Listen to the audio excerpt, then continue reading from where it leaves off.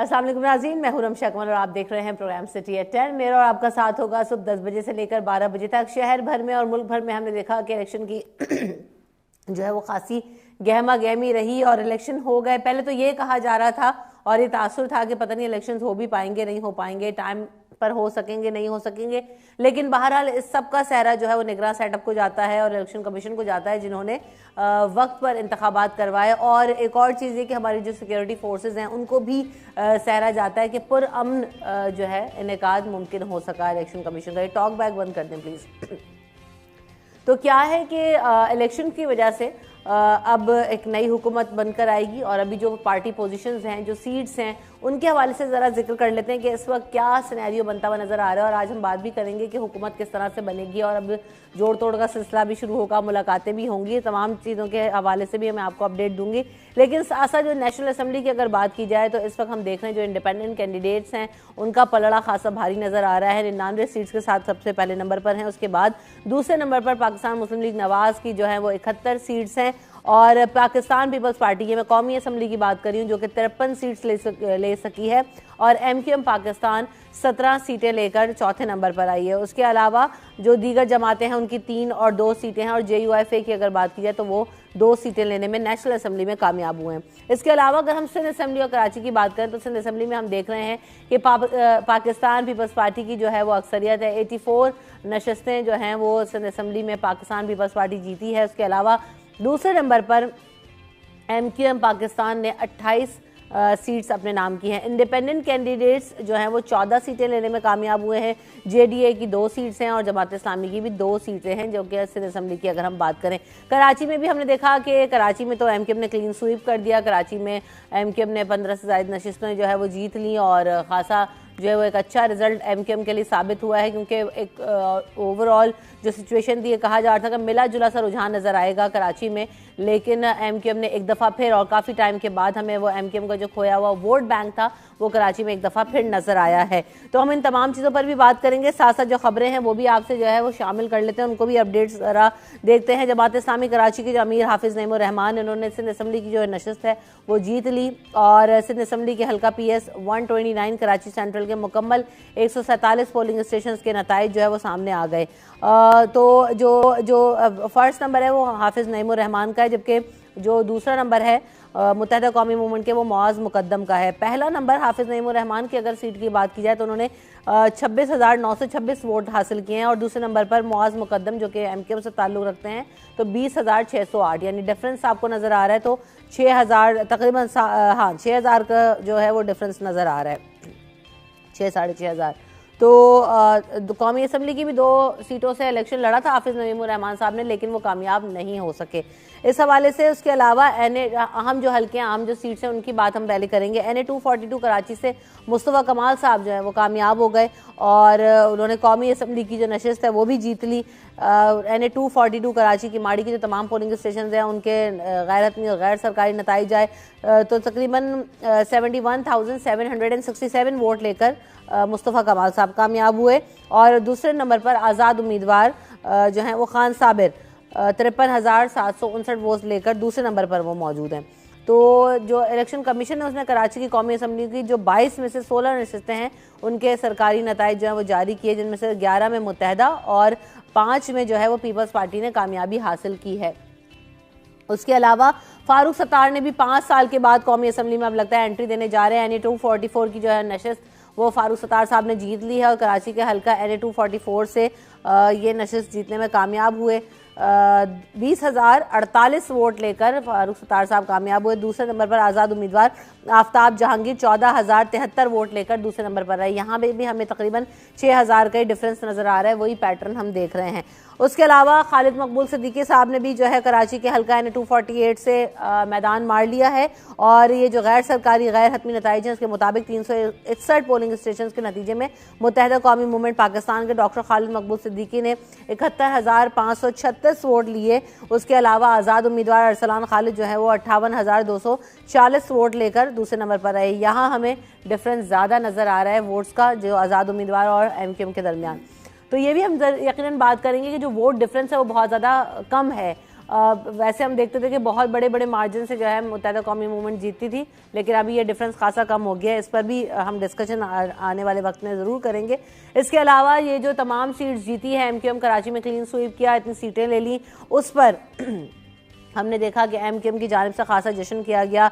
रैलियों की सूरत में कारकुनान जो है वो पाकिस्तान हाउस पहुंचना शुरू हुए और कारकुनान के हक में नारेबाजी भी की हुई। और ये तो सभी जगह हमने देखा कि जिस तरह से जो भी जमातें जीत रही हैं वो सेलिब्रेशंस कर रही हैं और जो है वो खासा खुशी का इजहार किया जा रहा है। इसके बाद अगर बात की जाए कि मुस्लिम लीग नून की, तो हमने देखा कि कौमी असम्बली में जैसे मैंने आपसे डिस्कस किया कि इंडिपेंडेंट्स उम्मीदवार जो हैं वो 99 जो है वो सीट्स ले चुके हैं और 71 सीटें पाकिस्तान मुस्लिम लीग नवाज़ की हैं। लेकिन एक्सपेक्टेड ये था कि शायद पाकिस्तान मुस्लिम लीग नवाज़, जैसे कराची में MQM ने क्लीन स्वीप किया है, इसी तरह से जो है वो लाहौर में और पंजाब के दीगर शहरों से पाकिस्तान मुस्लिम लीग नवाज़ क्लीन स्वीप करेगी, लेकिन ऐसा नहीं हुआ। अनएक्सपेक्टेड रिजल्ट सामने आया और अब जो है वो कल हमने देखा कि शहबाज शरीफ साहब और नवाज शरीफ साहब और मरीम नवाज साहिबा ने मुश्तरका एक तकरीर की और उस पर हमने देखा कि नवाज शरीफ साहब ने खासा स्टेटमेंट दिया कि हम जो है ये तो मैंडेट चोरी होने की बातें भी तो करते ही हैं, लेकिन साथ साथ उन्होंने ये भी कहा कि हम हुकूमत बनाने की कोशिश करेंगे, जिस पर उन्होंने कहा कि मैंने जो टास्क है वो शहबाज शरीफ साहब को दिया है कि वो मुलाकातें करें, लोगों से राब्ते करें और हम कोशिश ये करेंगे कि हम हुकूमत बनाने की पोजीशन में आएँ। अब ये कैसे होगा, ये एक अहम सवाल है, क्योंकि number games are very important right now के, क्योंकि इंडिपेंडेंट कैंडिडेट्स भी हैं, पाकिस्तान पीपल्स पार्टी भी है, मुत्तहिदा कौमी मूवमेंट पाकिस्तान भी है, तो इन तमाम चीज़ों को कंसिडर हम आगे जाने वाले डिस्कशन में ज़रूर करेंगे। शहबाज शरीफ साहब ने इसी तसलसल में खालिद मकबूल सिद्दीकी साहब को कराची से कामयाबी हासिल करने पर मुबारकबाद भी दी, टेलीफोनिक रब्ता हुआ और शहबाज शरीफ ने हुकूमत साजी से कबल जो है वो मुलाकात की जो ख्वाहिश है उसका भी इजहार किया है। तो मुलाकातों का सिलसिला जैसे भी मैंने पहले ही कहा कि शुरू हो चुका है और होगा भी।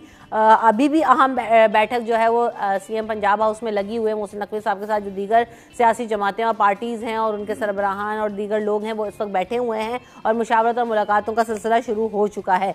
कौमी असम्बली 14 नशिस्तों पर MQM की कामयाबी की इतलात हैं और अगर पीपल्स पार्टी को अंदरून सिंध से वोट मिल रहे हैं तो तस्लीम करना चाहिए, ये कहना है MQM के रहनुमा फारूक सत्तार साहब का। उन्होंने कहा कि हमारा हदफ ये है कि MQM जो है वो 18 नशिस्तें हासिल कर सके। इसके अलावा जो इस इंतखाबात में एक अहम चीज़ सामने आई वो ये सामने आई कि बड़ी तादाद में नौजवान लड़के और लड़कियों ने, यंगस्टर्स ने वोट कास्ट किया। टर्न आउट बहुत ज़्यादा बेहतर था, क्योंकि ओवरऑल अगर हम बात करें तो टर्न आउट इतना अच्छा 2018 के इंतखाबात को देख लीजिए उठाकर 2013 के इंतखाबात को देख लीजिए तो टर्न आउट इतना ज़्यादा हमें नज़र नहीं आता, लेकिन इस दफ़ा टर्न आउट बहुत ज़्यादा बेहतर था। तो जनाब हम इन तमाम चीज़ों से डिस्कशन स्टार्ट करते हैं। आगे आने वाले वक्त में हम आपको ये भी बताएंगे कि जो धांधली से रिलेटेड वीडियोज़ हैं वो भी सामने आ रही हैं, वो भी आ जाएंगी, और साथ साथ जो अब इलेक्शंस के ऊपर सवाल उठाए जा रहे हैं, हाफिज़ नईमुर रहमान साहब जो है वो खासे तशवीश में हमें दिखाई दे रहे हैं। इसके अलावा दीगर जमातें भी जो हैं वो उसका इजहार कर रही हैं तशवीश का, तो हम इस पर भी हम बात करेंगे। वेलकम करते हैं अपने मेहमानों को शो में। अशरफ खान साहब हमारे साथ मौजूद हैं, सीनियर रिपोर्टर हमारे साथ हैं, और बैराज भाई भी हमारे सीनियर रिपोर्टर हैं। आप दोनों को वेलकम शो में। कैसे हैं आप दोनों? जी बिल्कुल ठीक। इलेक्शंस की कवरेजेस कर करके थक गए हैं दोस्तों। हाँ वो ड्यूटी थी और उसमें जो चीज़ें हैं बहुत सारी चीज़ें देखी भी, मैंने भी, मेराज भाई ने, पूरी टीम थी हमारी माशाल्लाह से।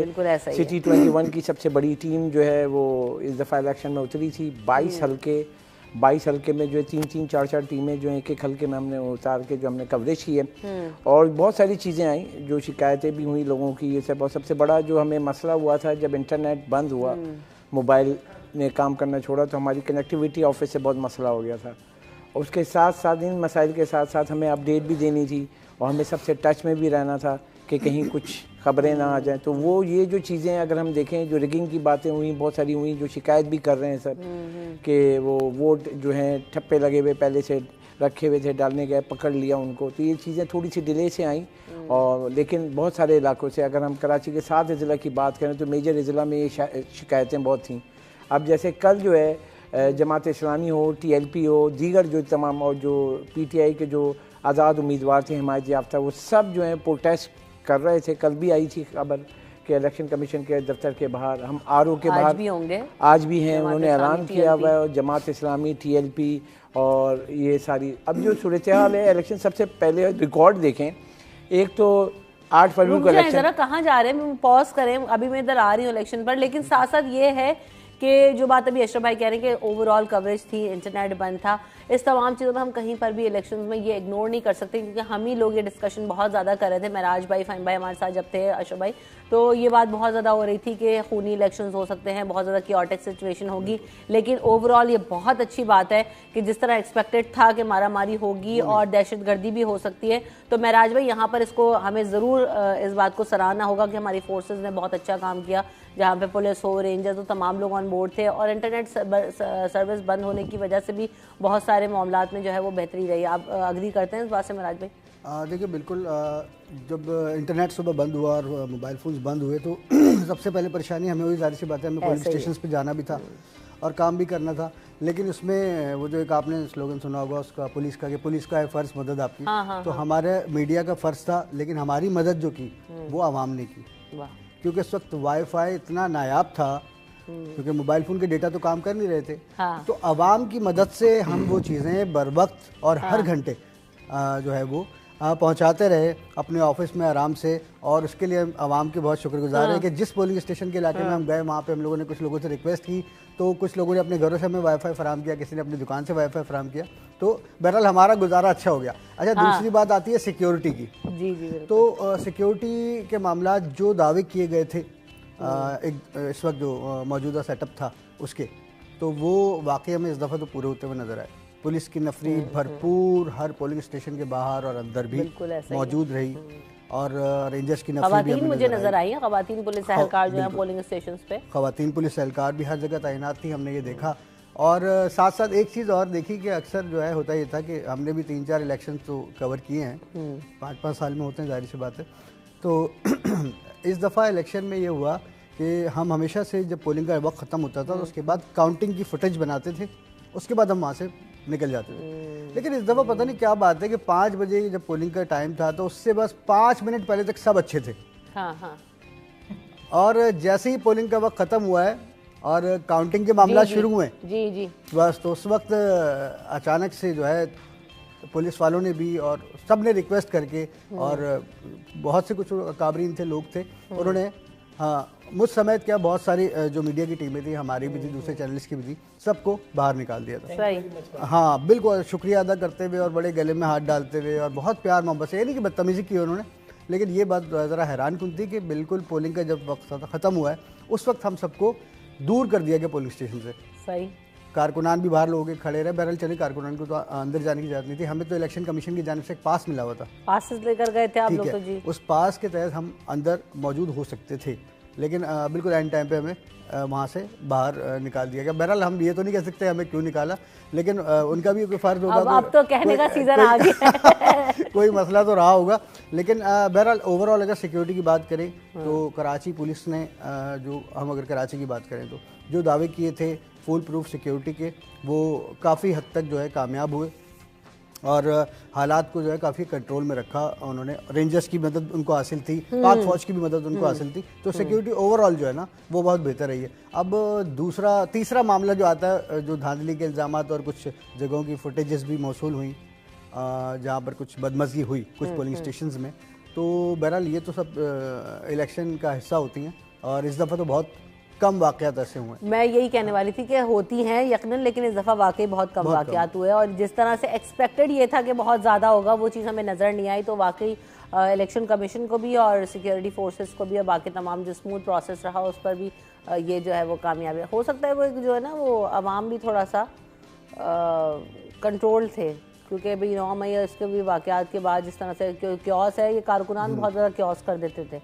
लेकिन एक चीज़ हमने देखी इस इलेक्शन में, वो बेहतरी हो गई थोड़ी। पिछली बार 2018 में भी लोग निकले थे बाहर, टर्नआउट था, लेकिन इस दफ़ा टर्नआउट नहीं था। मैं इधर ही आने वाली थी कि टर्नआउट बहुत ज़्यादा था इस दफ़ा, लोग बहुत निकले हैं, हर पोलिंग स्टेशन पर रश नज़र आया है, ख़वातीन का भी, बुजुर्गों ने बहुत वोट डाले, कुछ तो व्हील चेयर्स भी आते हुए नजर आए, वालिदैन को अपने लेके आ रहे थे, उनके जो बेटे हैं या बेटी हैं साथ में, तो टर्न आउट बहुत ज़्यादा रहा और लोगों ने अपना हक़ राय इस्तेमाल किया। उसके बाद अब बहरहाल ये तो अब नताइज आ गए हैं, तो इसमें जो सूरत-ए-हाल सामने नज़र आ रही है वो तो पाकिस्तान पीपल्स पार्टी और MKM कराची में आएंगे। हम ज़रा नेशनल असम्बली को भी डिस्कस करेंगे, प्रोविंशियल असम्बली और सेनेट असम्बली की खास तौर पर हम बात करेंगे, लेकिन पहले ब्रेक ले लेते हैं, ब्रेक के बाद करेंगे।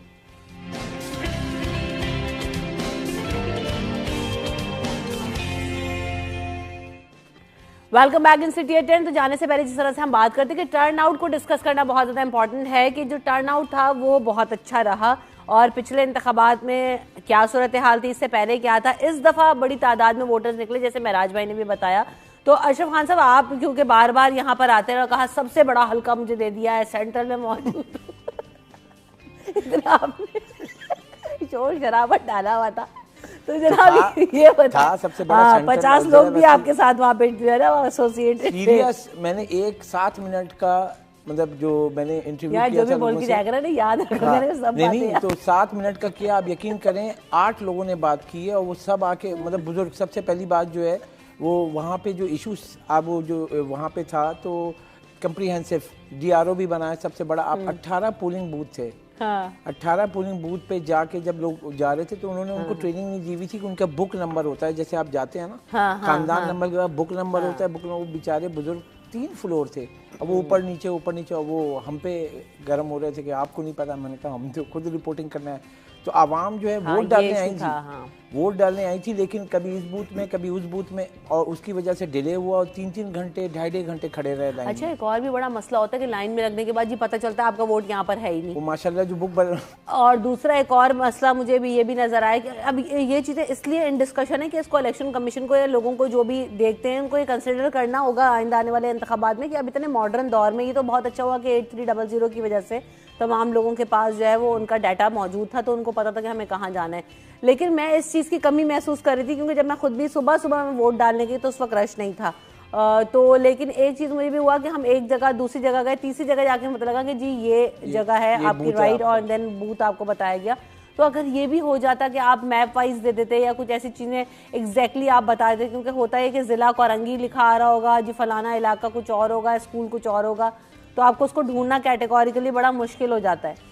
तो अब इनको इस चीज़ को भी प्रोसेस में डालना होगा ताकि और ज़्यादा टर्नआउट बेहतर हो सके। हुआ क्या, वही वाली बात कि 1.5-2 घंटे लोग लाइनों में खड़े रहे और उसके बाद उनको छोड़ के पता लगा कि यहाँ पे आपका वोट ही नहीं है, तो उनका टाइम भी ज़ाया हो रहा था। नहीं, जैसे अब आपने अपना एक्सपीरियंस भी बताया, और मेन ये कि जैसे हम लोग यंग हैं लेकिन जो बुजुर्ग निकल कर आते हैं ना तो उनको ये मसला होता है कि रोके हैं, चले जाते हैं। बिल्कुल महराज भाई, आपका कमेंट देने पे जो है ना गोली कर जाते हैं, बिल्कुल सुनता ही नहीं है।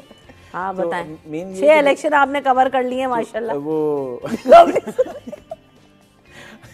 आज मेरी क्लास नहीं है। अच्छा, इसमें ये है कि जो खास तौर से उनको समझना चाहिए ग्राउंड 1 2 मतलब जो स्कूल 2-2 3 फ्लोर के, अब बुजुर्ग जो है सीढ़ियाँ चढ़ के ऊपर नीचे बार नहीं होते। तो मैं भी जाके उनसे बोला, हमारी टीम भी थी और भी लोग थे, हमने कहा इनकी मदद कर दें कि कहाँ पे जा। असल में क्या है, बहुत सिंपल है, बहुत जैसे आपने बताया ना ट्रेनिंग, ये ट्रेनिंग का है जो वहाँ पे लोग थे, क्योंकि जिस दिल से वो लोग बैठे हुए थे जो वहाँ पे काम कर रहे थे, इलेक्शन की ड्यूटियाँ दे रहे थे, उनको ट्रेनिंग देनी चाहिए थी और कि किस तरीके से बुक को किस तरीके से उनको भेजना है। एक सहूलियत वहाँ कुछ नहीं, भाई यहाँ नहीं है वहाँ चले जाए, वहाँ नहीं है, वो भी बिल्कुल उकताए हुए थे ना, पूरी रात के वहाँ रुके हुए थे, क्योंकि देखें उनके लिए भी ईजी नहीं था। जो पोलिंग स्टेशन में टीमें थी तो आप क्या समझ नहीं, सुबह वो आए थे, वो पूरी रात रुके हुए थे, वो पूरा सेटिंग वगैरह ये सब करके, उनकी भी परेशानी। और जो स्कूलों, जो सरकारी स्कूल में मैं गया, आप सोचें वाले ना पानी का इंतज़ाम, ना पानी है, ना बिजली का इशू हुआ हुआ है। शुक्र है कि गर्मी में इलेक्शंस नहीं है, वरना तो बहुत बुरा हाल हो जाता है। तो मौसम अच्छा था तो पंखे वगैरह की परेशानी नहीं हुई। जो लेडीज़ वाले पोलिंग बूथ की तरफ जो हम लोग गए तो कह रही हैं कि आप जाएँ, जाके देखें कि वो वॉशरूम नहीं है यहाँ पे, मतलब पानी नहीं है यहाँ पे, मतलब सबकी परेशानी। अब उनको देखना चाहिए जहाँ पे आपने बिल्डिंग आपने सेलेक्ट की है, वो जो सिलेक्ट करने के बाद जो वहाँ पे लोग आएंगे, कितने लोग आए एक बिल्डिंग में, अगर 2000 वोटर है तो उनको भी ज़रूरत हो सकती है, तो सफाई और ये सब करनी चाहिए। तो कुछ नहीं, मैं एक जगह गया, वो सेंट सर्विसेज हॉस्पिटल था अंचोली में। अच्छा। और वहाँ पे जो चीज़ें उन्होंने हटाई हॉस्पिटल की, क्योंकि अभी स्टार्ट होने वाला था, तो वहाँ जो चीज़ें रखी हुई थी तो लोग जो आपको पता है वहीं खा के वो सब, मतलब इतनी गंदगी, वो नीचे उनको टेबल कुर्सी नहीं थी, खवातीन नीचे बैठ के अपनी ड्यूटी दे रही थी और वहाँ पे वो कपड़ा रखा हुआ था। हमने फुटेज भी बनाई, हम ही वहाँ पहुँचे तो उन्होंने कहा आप लोग कहाँ से आ गए भैया, आज दिखाएं। अब वो नीचे बैठे हुए थे, स्मेल इतनी आ रही थी रमशा आपको क्या बताऊँ, वो मतलब वो भी किसी की माँ बहनें ये सब है, और वो कहने मजबूरी है भाई, अगर हम ड्यूटी नहीं देंगे तो हमें हमारी गिरफ्तारी हो जाएगी। अब असल बात देखें ये भी है ना कि उधर उस तरफ भी आते हैं कि हम ये सारी चीज़ों पे बात करते हैं, लेकिन ये जो अस्पतालों में या हम निज़ाम देखते हैं इस एजुकेशनल इंस्टीट्यूट्स में, क्योंकि ज़्यादातर स्कूल्स के अंदर ही पोलिंग स्टेशन बनाए गए थे और प्राइवेट स्कूल्स में भी मैंने बने हुए देखे। तो हुआ ये कि अब इतने सालों में हम क्योंकि सिंध की बात करेंगे, कराची की बात करेंगे, तो पीपल्स पार्टी जो है वो नेशनल असेंबली में अगर बात किया तो 53 सीटें ले चुकी है, और अगर आप जो है वो प्रोविंशियल असेंबली की बात करें तो वहाँ पर भी नंबर 1 जो है इस वक्त जमात है, 84 सीट्स जो है वो हासिल कर चुकी है। लेकिन अब सवाल यही है कि 3 दफ़ा इलेक्ट हो गए महराज भाई, ये चौथी बार और ये चौथी बार है। उसमें भी हमारे स्कूलों की हालात आप देख लें, सड़कों की हालत आप देख लें, पंजाब से लोग कंपेयर करना शुरू कर देते हैं, ख़ासतौर पर लाहौर से तो कराची में। इस वजह से आप समझते हैं कि जो कराची में कम सीट्स ली हैं पीपल्स पार्टी ने, उसकी एक बहुत बड़ी वजह ये भी नज़र आ रही है। देखिए क्योंकि सिंध में तो बस एक जो है ना अंधा एतमाद है कि जी बिलावल को वोट लगाना है या तीर पे लगाना है, बिल्कुल ऐसे ही है, और लोगों में इतना जो है वो शऊर नहीं है, वो बस उनको वो एक ही पार्टी को जानते हैं, बिल्कुल ऐसे और उनकी नस्ल उसी पार्टी को जानती है। तो लेकिन यहाँ पर जो है ना वो गेम बहुत डिफरेंट है अब कराची में। देखिए पाकिस्तान पीपल्स पार्टी तकरीबन 15 साल से जो है सिंध पे हुक्मरान जमात है, ठीक है, और हमेशा जीतती भी आई है। लेकिन अगर आप एजुकेशन के हवाले से कहें या सेहत के हवाले से कहें तो इन 15 सालों में कोई ख़ास कारकर्दगी नहीं दिखा सकी, और इसकी वजूहत ये थी कि इन पर मुबैना तौर पर हमेशा से करप्शन के इल्ज़ामात जो है वो लगते रहे हैं और करप्शन की जद में रहे हैं लोग। तो एक तो ये इल्ज़ामात हैं इन पर, मैं नहीं कह रहा ये इल्ज़ामात हैं लोगों के। अच्छा, दूसरा ये है कि इस दफ़ा जो तब्दीली है वो थोड़ी सी ये है कि काफ़ी सालों बाद जो है वो MKM को जो है थोड़ी सीटें मिलना शुरू हुई और उनको अच्छी खासी यहाँ पर सीटें अभी मिली हैं। तो अब देखना तो ये है कि MKM जो है जिसका जो इस शहर का वारिस होने का दावा भी करती है भाई कि कराची जो है वो हमारा है, और बाकी सारे दावे और नारे उनकी जो है वो सब सामने हैं। लेकिन अब देखना है कि ये काम कितना करते हैं, क्योंकि पिछले अदवार में तो हम चले करप्शन को बेस बना के बोल सकते हैं कि जी काम नहीं हुआ। अब जो आने वाला वक्त है अगर इसमें भी काम नहीं हुआ तो फिर हम कहाँ मौजूद होंगे, मतलब समझ नहीं आ रहा कुछ। अच्छा, लोग जो हैं वो पुरुम्मीद थोड़े बहुत हैं, उनको ज़्यादा उम्मीद नहीं है कि अब अगर कराची में MKM की हुकूमत बन गई है तो कुछ बहुत ज़्यादा अच्छा हो जाएगा। बस ये कि उनको मोहम से उम्मीद है कि चले कुछ छोटे मोटे मसाइल तो हल होना शुरू हो जाएंगे। तो अब ये है कि पाकिस्तान पीपल्स पार्टी जो नज़र आ रहा है हमें भी यहाँ सिंध में जो है, ज़ाहिर सी बात है MKM और पाकिस्तान पीपल्स पार्टी ये मिलकर जो है वो हुकूमत बनाएंगे, और उसके बाद अल्लाह करे कि अल्लाह पाक इनके दिलों में डाले कि आवाम के लिए ये कोई काम कर सकें, आवाम की आसानी के लिए कोई काम कर सकें। अब मसला ये कि ये कॉम्बिनेशन तो हम पहले भी देख चुके हैं, बिल्कुल हुआ है, ट्राइड एंड टेस्टेड कॉम्बो है, जो एक दफ़ा फिर जो है वो आने वाला है और बनने वाला है। लेकिन सवाल वही है कि अब ऐसा लगता है कि भाई अब लोग डिलीवरी पे बात करते हैं, ख़ास तौर पे आप अगर पाकिस्तान के बड़े शहरों की बात करें या कराची के खुसूसी तौर पर हम अब डायनामिक्स देखें पाकिस्तान तहरीक इंसाफ और तब्दीली के नारों के आने के बाद, तो ये तब्दीली तो यकीनन एक उसमें आई आवाम के अंदर कि पॉलिटिकली बहुत ज़्यादा जना अवेयर हो गए और लोग डिमांड कर रहे हैं कि जी अब हमें हमारे जो हुकूक हैं वो चाहिए। तो पहले ऐसा नहीं था, पहले जी नज़रियाती सियासत को जी ठप्पे लगाए जाते थे, और अब जो है वो नज़रिया बिल्कुल डिफरेंट हो गया। हम इसको सेकंड आप लोग करते हैं या नहीं करते अशरफ भाई? नहीं, बिल्कुल सही कह रही हैं। जो पहले हिस्ट्री देखें MKM की दौर की बात करें तो उनको ये बोलते थे भाई मैं यहाँ से खड़ा हो गया, MKM पतंग को वोट मिलेगा। अब पहले ये था ना लसानियत पे था जी, ठीक है, नजरियात महाजर, अब आप सिंधी जो है सिंधी को, लेकिन अब ऐसा नहीं, ओवरऑल कल्चर जो है वो काफी डिफरेंट हमें नजर आ रहा है। जैसे कराची में हम कौमी असेंबली की बात करें तो कौमी असेंबली 22 सीटें थी, 22 में से 15 सीटों पे कामयाबी मिली और बहुत हॉट फेवरेट इस वक्त जो है MKM हो गई है, अपना मैंडेट दोबारा से वापस लेकर आई है 15 सीटों के साथ। और सबसे हैरानगी जो मैं देख रहा हूँ, 7 सीटें जो हैं पीपल्स पार्टी ने कराची से ली हैं। इसका मतलब कराची में पीपल्स पार्टी इनटेक आ गया है। अब ऐसा नहीं हो सकता था फौरी तौर पे आ जाती, लेकिन फिर भी 2-4 लोग, सब जितने भी माहिरीन थे एक्सपर्ट थे वो यही देख रहे थे 3-4, मगर 7 सीटें ले ली है कराची से कौमी असेंबली की, और MKM ने ली है 15 सीटें। तो 15 और 7 कितनी हो गई? 22 सीटें। अब हम सिंध असेंबली में जाते हैं तो सिंध असेंबली में जो मजमूई तौर पर जो अपडेट आई है, कराची से जो है सूबाई असेंबली की MKM ने 25 सीटें ली हैं, पीपल्स पार्टी ने 10 ली हैं, 10 आज़ाद उम्मीदवार हैं और 2 जो हैं जमात इस्लामी। तो ये 47 सीटें थी। उसमें भी हॉट फेवरेट कौन है सिंध में? कराची से MQM हो गई ना। अब अगर हम देखें कि जाके अब यहाँ बहुत सारे लोग बात करते हैं कि भाई ये तो सूबाई और कौमी असम्बली की, ये क्या करेंगे हमारे लिए। तो उनको ये समझना चाहिए कि ये जो भी इलेक्ट होकर जाएंगे वहाँ पे तो ये कानून साजी करते हैं। कानून साजी का क्या मतलब है, आप अपने शहर के, आपका हल्का है, वहाँ जो इश्यूज़ हैं वो कौमी असम्बली में उठाएगा, वो सूबाई असम्बली में उठाएगा, कानून साजी करके उसके लिए फ़ंड्स मुख्तस कराएगा उस हुकूमत से। वो फ़ंड्स निचली सतह पे आएंगे, बल्दियाती सतह पे जो यहाँ पे टीम है। तो अगर वो अपने हल्के में काम करवाएगा तो किसको, क्योंकि आवाम के नुमाइंदे जमात के तौर पे MQM आई है। MQM ने जो वादे किए कि हमारा शहर है, और मुस्तफ़ा कमाल ने आपको बड़ा वायरल हुआ कि आई लव यू, जो एक आजकल नया चला है, तो कह रहे मैं घर में भी नहीं बोलता हूँ, लेकिन अब उनका जो वादा है उनको बार बार हम याद कराते रहेंगे जो जो बातें बोली हैं उन्होंने, क्योंकि अब वो इलेक्ट हो गए हैं और पार्टी उनकी सबसे स्ट्रॉन्ग है कराची से। MQM पहले नंबर पे है और पूरे सिंध में देखा जाए दूसरे नंबर पर बड़ी जमात हो गई है। तो बहुत बड़ा फ़र्क है। अब जो हुकूमत बनने जाएगी तो उसमें MQM का अहम किरदार होगा। अब यहाँ पर हमें इस चीज़ को भी कंसिडर ज़रूर करना है कि ये जो मुत्तहिद हुई वापस मुत्तहिदा कौमी मूवमेंट, तो इसका फ़ायदा हमें नज़र आ रहा है इस वक्त, क्योंकि अगर पिछले इंतखाबात की या बल्दियाती इंतखाबात में भी हम देख रहे हैं कि मुस्तफ़ा कमाल साहब एक अलग थे, पाकिस्तान ज़मीन पार्टी से हिस्सा ले रहे थे, डॉल्फिन उनका निशान था, लेकिन और जो है फारूक सत्तार साहब में अब ये जब सब इकट्ठे हुए हैं तो महराज अख्तर साहब आप समझ रहे हैं कि उसका ये जो नज़र आ रहा है इम्पैक्ट, ये इस वजह से भी है। और एक चीज़ ये कि इस वक्त जो है वो स्पेस मिला है MQM पाकिस्तान को, भरपूर स्पेस मिला। अच्छा, इस पर जवाब भी आप दीजिएगा, लेकिन पहले मैं ब्रेक ले लेती हूँ। ब्रेक के बाद जब वापस आएंगे तो यहीं से कंटिन्यू करेंगे।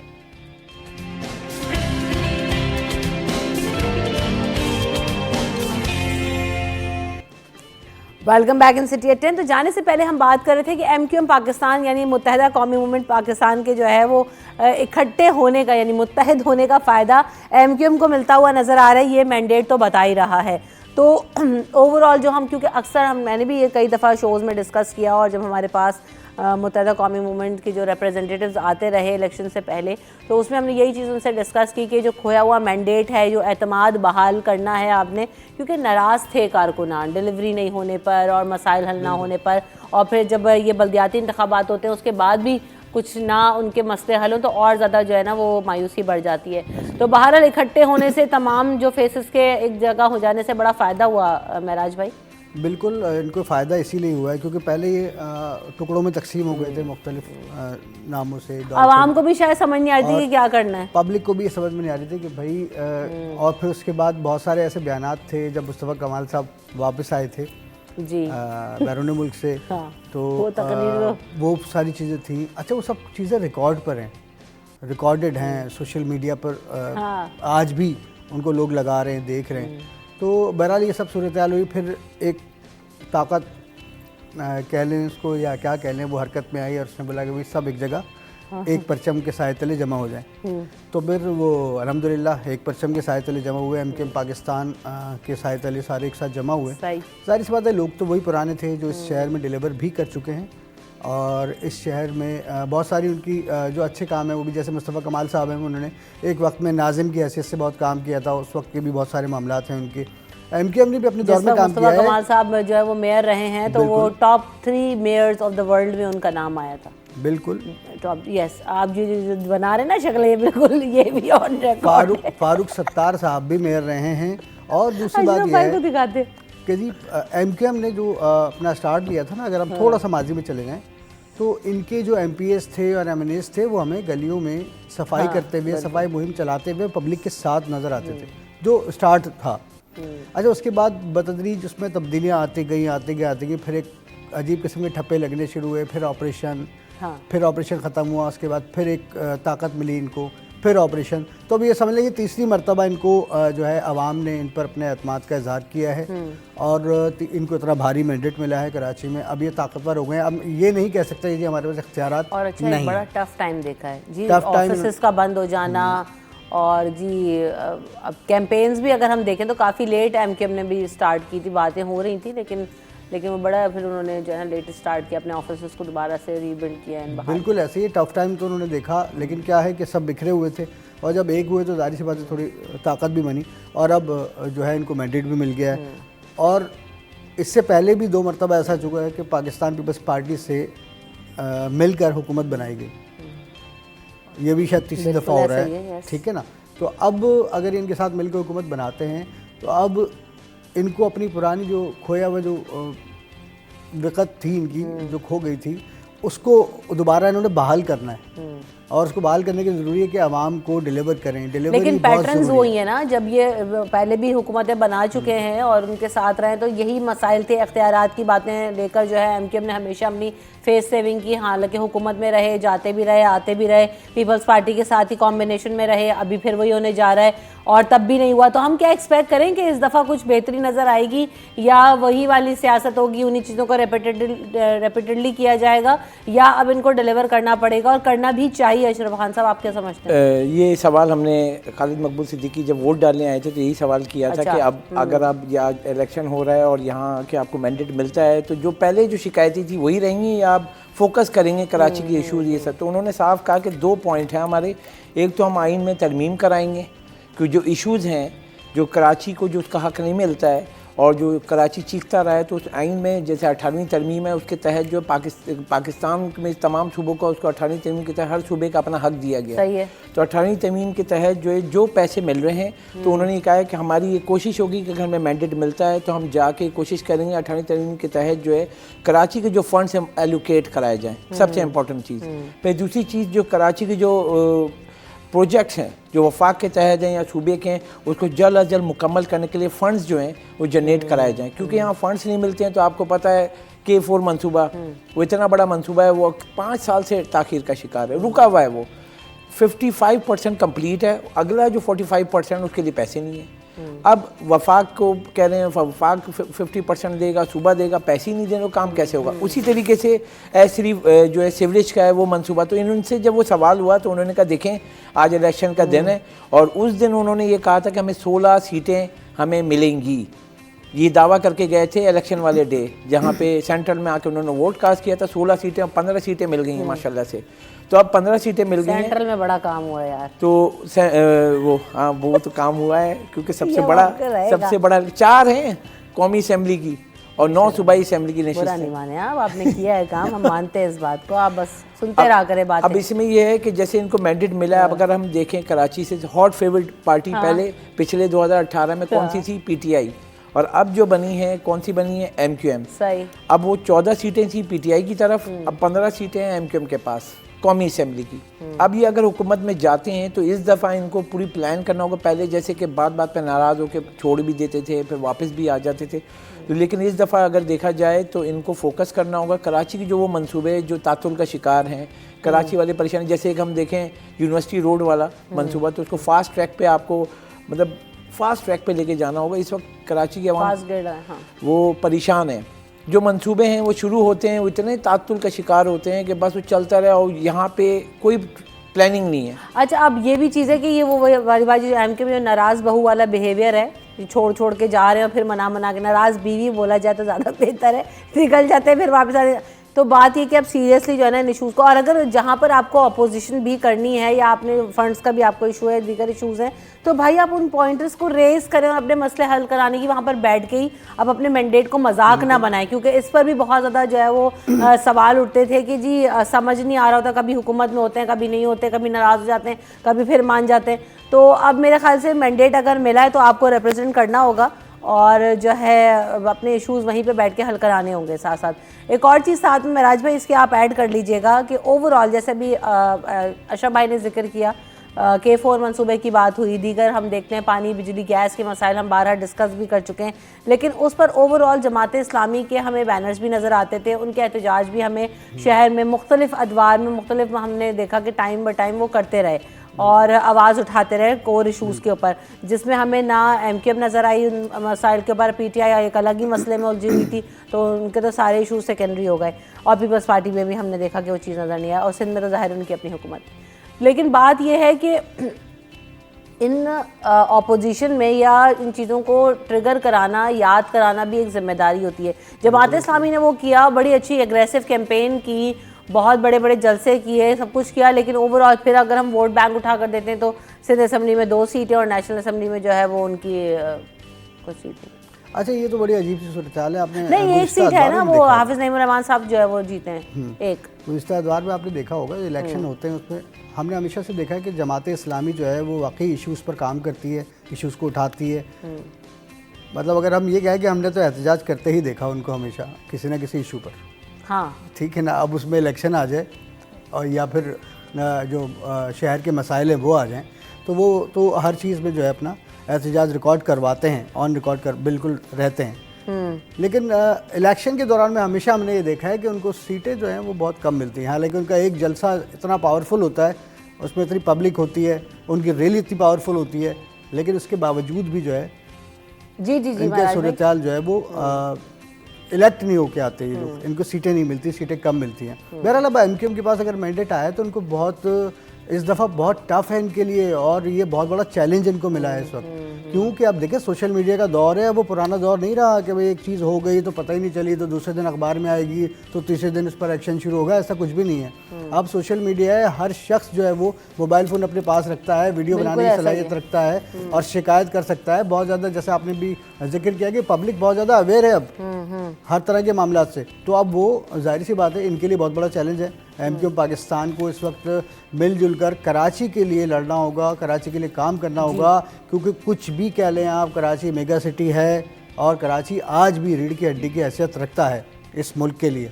तो अगर इसके लिए अब भी अगर काम नहीं हुआ तो पता नहीं हम किस तबाही के दौर में मज़ीद दाखिल हो जाएंगे। क्योंकि देखें गैस नापैद, पानी नापैद, बिजली इतनी महंगी, और जहाँ महंगी है चले ठीक है वो तो बेचारा जो दे रहा है वो दे रहा है, उसके अलावा बहुत से इलाकों में बिजली आती ही नहीं। तो जब हमारे पास अभी तक इस दौर में इस 2024 में बैठ के भी हम बुनियादी मसाइल पर ही डिस्कस कर रहे हैं और वो ख़त्म ही नहीं होकर दे रहा है।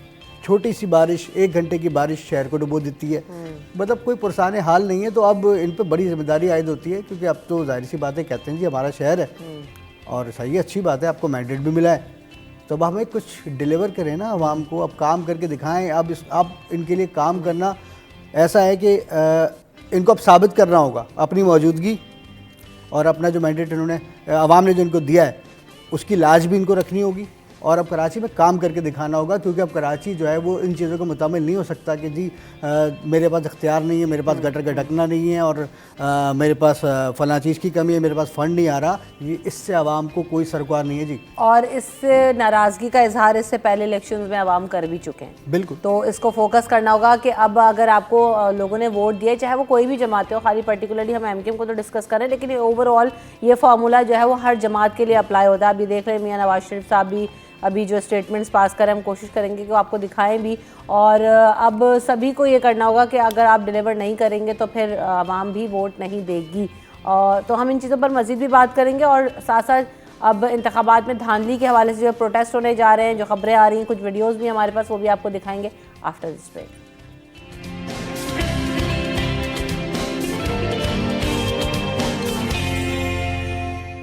Welcome back in city at 10। तो जनाब हम बात कर रहे हैं कि ओवरऑल एमक्यूएम की सिचुएशन के हवाले से अगर बात की जाए तो डॉक्टर खालिद मकबूल सिद्दीकी साहब ने भी जो है कराची के हल्का NA 248 से जो सेंट्रल है उससे मैदान मान लिया। तो जो सेंट्रल के वो बानी है यहाँ पर, उनसे बात करते हैं। बानी, सेंटर के बानी क्या कहेंगे उसको, रिप्रेजेंटेटिव को उर्दू में क्या कहते हैं? नुमाइंदा है। नहीं, नुमाइंदा तो छोटा लग रहा है ना, बानी है भाई आप सेंट्रल के वोटरों के पास। देखें ना सेंट्रल, आप देखें ना कि कितना बड़ा है, 4 कौमी असेंबली और सूबाई असेंबली के हल्के। सेंट्रल के माई बाप, हरकम ने अच्छा जो ना वो जुमला दिया है, सेंट्रल के माई बाप। तो आप देखें ना, धरता धरता। और आप चले आज हम चलते हैं, सेंट्रल दिखाऊंगा कितना बड़ा है भाई। हमें पता है हम कराची शहर में रहते हैं अल्हम्दुलिल्लाह, लेकिन इतना ढंडोरा थोड़ी नहीं। सबसे बड़ी आबादी वाला। और पता है आपको 1263 पोलिंग स्टेशन थे। बेचारे साबित कर रहे हैं भाई, बड़ा है, हम मानते हैं आपने बहुत अच्छा काम किया। चलो भाई, 12 डॉक्टर खालिद मकबूल सिद्दीकी साहब जो है वो ज़रा नतीजों पे अगर हम फोकस करें, अशरफ खान साहब, तो हम ये देख रहे हैं कि इस वक्त जो 361 पोलिंग स्टेशन हैं उसमें मुत्तहिदा कौमी मूवमेंट पाकिस्तान के डॉक्टर खालिद मकबूल सिद्दीकी साहब हैं वो 71,536 वोट लेकर कामयाब हुए महराज भाई। और आज़ाद उम्मीदवार, इनको भी हम डिस्कस करेंगे कि इंडिपेंडेंस की जो है वो हमें नज़र आ रहा था कि बहुत ज़्यादा टर्नआउट और जो लोग आ रहे थे तो उनका रुझान ये था कि पाकिस्तान तहरीक इंसाफ के जो हिमायत याफ्ता आज़ाद उम्मीदवार हैं उनकी तरफ लोगों का रुझान ज़्यादा था, लेकिन ओवरऑल जब रिजल्ट्स आए तो हमें वो चीज़ नज़र नहीं आ रही। तो क्या है, और डिफरेंस अगर देखें उठाकर तो 48,286 वोट्स जो हैं वो आज़ाद उम्मीदवार अरसलान खालिद साहब ने लिए, तो डिफरेंस यहाँ पर हमें ज़्यादा नज़र आ रहा है। ओवरऑल जब हम दीगर पैटर्न्स को, जैसे भी मैं इंट्रो में डिस्कस करी थी, तो 6,000 7,000 ऐसे हमें डिफरेंस नज़र आ रहा है, लेकिन यहाँ खासा जो है वो फ़र्क नज़र आ रहा है। कौन है ये अरसलान खालिद साहब? ये हम हिमायत याफ्ता थे पीटीआई के और आज़ाद उम्मीदवार के तौर पे ये वहाँ से लड़ रहे थे।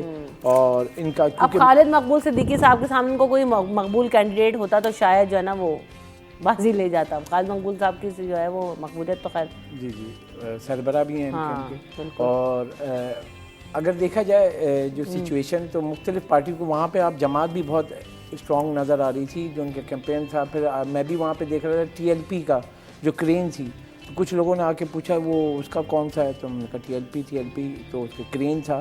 फिर जमात इस्लामी का तराजू था और इनका था गिटार था जो आज़ाद उम्मीदवार थे, और पीपल्स पार्टी का तीर का था, और इसका IMQM का तो पतंग थी। तो जो कुछ लोग थे सबको पता था कि मुझे किसको वोट देना है, उनको अपनी पार्टी के जो निशान है सिंबल वो उसको देख के। लेकिन जो रश था अगर हम देखें तो यहाँ पे अगर MQM को देख रहे हैं तो ये आप नहीं भूलेंगे कि पहले जब जहाँ पे PTI जीती थी 2018 में, लोगों ने आके वोट डाले हैं, वहाँ था, मतलब ये नहीं था कि नज़र ही नहीं आए, आप ज़ीरो नहीं कर सकते, वहाँ पे लोगों ने वोट डाला। जैसे आप यहाँ पे देख रही हैं उनको जो 71,000 या 72,000 वोट मिले, तो वो 48,000 पे सेकंड नंबर पे वो है 58,000। तो अब उसका जो फर्स्ट और सेकंड नंबर अगर देखें तो पहले ये होता था, बहुत बड़ा फ़र्क होता था MQM का, लेकिन इस दफ़ा जो है वो बहुत करीब है, लोगों ने वोट डाले हैं, ये नहीं बोल सकते कि वोट नहीं डाले गए। और यहाँ पे जो पूरे कराची शहर की बात करें तो वोट टर्नआउट बड़ा है पिछले सालों के मुकाबले। अब यहाँ पे हम देखें पिछला जो 2018 का जो इलेक्शन था उसका अभी से कंपैरिजन करें तो हर साल जो है अब चेंज हो रहा है, लोग अब निकल रहे हैं वोट डालने के लिए। 2018 से पहले जाएं तो उसमें भी जो फ़र्क है 2013 के इलेक्शन में, उसमें बहुत कम था टर्नआउट, लोग मतलब वो, क्योंकि 2008 से 2013 के दौरान जो हुआ तो लोगों ने कहा क्या काम होना है, तो 5 साल में नहीं हुआ, अगले 5 साल में नहीं होगा, तो उसमें भी चेंज आउट हुआ था। MQM को उस वक्त भी मिला, वो नून लीग के साथ मिलकर 2013 से 2018 तक रही। 2018 में PTI आ गई, PTI को 14 सीटें मिलती हैं कराची से। अब वहाँ पर अगर PTI का देखें तो फ़र्क है, देखिए हर किसी का अपना मैंडेट है, अपनी जगह है, लेकिन उस जगह में एक सबसे बड़ा क्वेश्चन जो उठते हैं वो ये उठते हैं कि कराची वाले ये सवाल उठाते हैं कि जो साबिक वज़ीर आज़म थे, आपको याद होगा, बहुत 3 साल में कराची बदल देंगे, 3 साल में 1100 अरब लगाएंगे, 3 साल में हम ये कर देंगे। चैलेंज भी तो लाए थे वो मतलब 100 दिन में तो कुछ नहीं हो सकता, 3.5 साल में कुछ नहीं किया। और कराची के लिए जब आपने इतना बड़ा मैंडेट के साथ आके कराची को 1100 अरब रुपए का पैकेज दिया, तो कराची वाले ये भी पूछते हैं गलती से कि 1100 अरब कहाँ गए भाई। अब बहुत सिंपल से मैं बताऊं कि एक साल में 365 दिन होते हैं, तो 3 साल में लगाएं तो आप कैलकुलेशन ऐड करके देख लें तो पूरे 1100 दिन बन रहे हैं। 1100 दिन का मतलब रोज़ का 1 अरब, तो एक साल में कितने 365 दिन, तो 365 अरब कहाँ लगाए इन्होंने ऐलान के बाद, या 2 साल में कहाँ लगाए 800 अरब। तो ये अब सवाल तो बनता है ना, कराची वाले पूछ रहे हैं भाई, कराची प्यासा पड़ा हुआ है, समुंदर के पास है तब भी प्यासा है। अब इन्होंने क्या वादा किया था, आपको याद होगा कि हम ये कर देंगे, हम वो कर देंगे, कुछ नहीं किया। इन्होंने बोला कि हम जाके समुंदर पे खारे पानी को मीठा करने का प्लांट लगाएंगे। अब वो लोगों को बड़ी वहाँ पे वो दे दिया उनको कि भाई चलो कराची का 50% पानी जो है, आप जाएं मिडिल ईस्ट में, वहाँ यही होता है, समुंदर के पानी को, वो खारे पानी को प्रोसेस करके मीठा करके दे रहे हैं। ये सिर्फ बाहर से सुनकर आ गए और यहाँ आके उन्होंने बोल दिया, काम नहीं करना था। बिल्कुल ऐसे। अच्छा, ये हम सेंट्रल की तो बात कर रहे हैं, लेकिन अगर कराची के वेस्ट पर नज़र डालें राज भाई, तो फारूक सत्तार साहब जो है वो काफ़ी टाइम के बाद जो है वो दोबारा से उनकी वापसी हो रही है, और NA की 244 की उन्होंने सीट भी जीती। अगर एरियाज़ को उनको डिस्कस करें तो एक तो सबसे पहले तो वोट की अगर हम बात करते हैं, फिर वही सेकंड नंबर पर इंडिपेंडेंट कैंडिडेट्स PTI की हिमायत याफ्ता आफ्ताब जहांगीर साहब 14,073 वोट ले सके, और फारूक सत्तार साहब ने 20,048 वोट लिए, जो कि मुझे ऐसा लगता है कि अगर फारूक सत्तार साहब के नाम से कंसिडर किए जाएँ तो कम है। 20,000 का टर्नआउट इतना अच्छा नहीं है यहाँ 244 में। एरियाज़ की अगर बात की जाए तो एरियाज जो सरजानी टाउन, टेसर टाउन और अब्दुल्ला गोड, गुलशन मेमार, मोमिनाबाद, गुलशन तौहीद, मंगोपीर, इत्तेहाद टाउन के DA फ्लैट्स वगैरह, ये तमाम जो है वो टेरिटरी इस हल्के में आती है। यहाँ है MQM की मकबूलियत, और यहाँ से आपने देखा कि फारूक सत्तार साहब ने वोट भी दिया। देखिए जी, जो इलाके आपने बताए उसमें सरजानी टाउन तो हम कह सकते हैं जी, 63 टाउन भी चले कुछ कह इसीलिए मैंने इसको बगौर देखा कि यार ये कॉन्स्टिट्यूएंसी में मोमिनाबाद और इत्तेहाद टाउन, मंगोपीर जी, हजरताबाद, मंगोपीर, अब्दुल्ला गोट वालों ने, बहरहाल अच्छी बात है अगर उन्होंने इज़हार यकजहती किया है और वोट दिया है इनको, तो बहरहाल अब तो वो जीत गए माशाल्लाह। तो अब तो बहरहाल इस पर डिस्कस करना बेकार ही है, ज़ाहिर सी बात है लोगों ने अपना हक़ राय इस्तेमाल किया होगा जब भी ऐसा हुआ है। वाह भाई वाह मेराज भाई, कुछ चीज़ें समझ में नहीं आती हैं।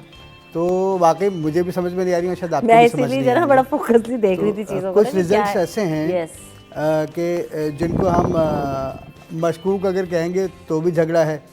तो बहरहाल इस वक्त तो सूरत हाल यह है कि जो जीत गया वही सिकंदर है, तो बहरहाल वो भी अब सिकंदर हैं और जीत गए, और उम्मीद उनसे यही है क्योंकि माशाल्लाह शायराना मिजाज भी पाया उन्होंने, तो अगर इसी मिजाज को आगे बढ़ाते हुए काम करें तो बेहतर। आपने कहा ना अब ये सिकंदर हैं, तो इन सिकंदरों को मुकद्दर जो है वो पाकिस्तान का बनाना है, तो अब इनको सीरियस लेना होगा कि आने वाले जो दिनों में जो पाकिस्तान की तकदीर है और जो पाकिस्तान के हालात हैं उस पर फोकस करें। मजीद भी बात होगी आफ्टर दिस ब्रेक।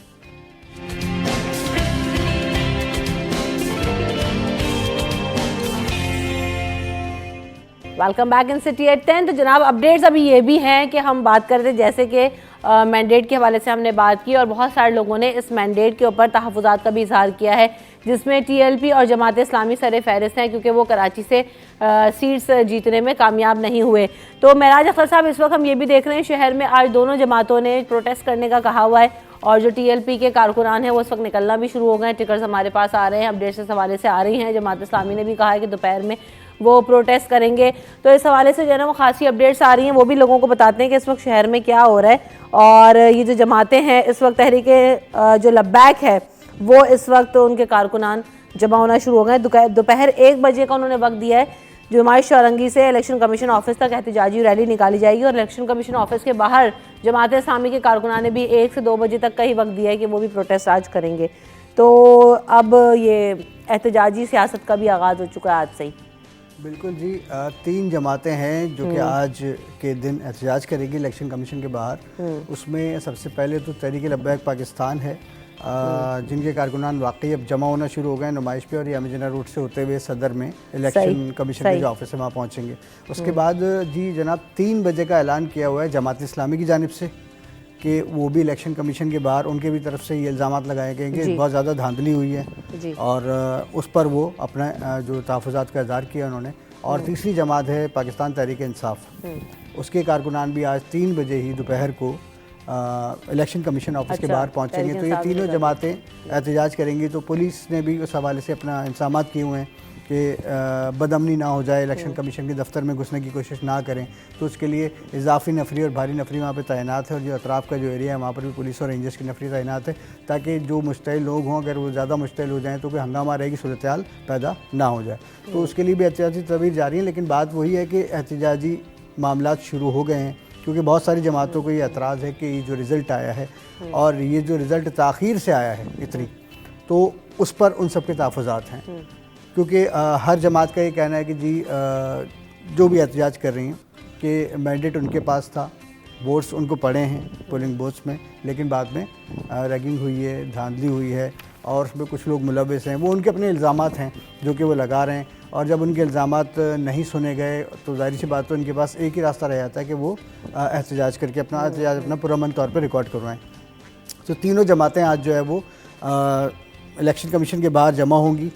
उसमें TLP भी है, जमात इस्लामी भी है और PTI भी है। अच्छा, कारकुनान बड़ी तादाद में यहाँ पर जमा होंगे। इस बात से डिनायल नहीं है अशरफ खान साहब कि ये जो चीज़ें हैं बोरियों से भरे जो क्या कहते हैं उनको, वोटों से भरे बोरियां, वोटों से भरी, ओ माय गॉड, बोरियों से भरे, हाँ गलत बोल दिया क्या, वोटों से भरी बोरियां।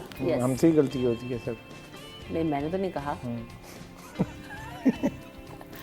वोटों से भरी जो बोरियां हैं ऑलरेडी वो भी मिली, फिर जी ठप्पे लगाने की वीडियोस भी हमारे सामने आई हैं। तो ये चीज़ें कंसिडरेबल तो हैं और इसको मेरे ख्याल से बहुत ज़्यादा सीरियस फौरी तौर पर लेना चाहिए। ये बहुत अरसे के बाद है कि जी आप हुक्म सादिर कर दें तो उसका कोई फ़ायदा नहीं है।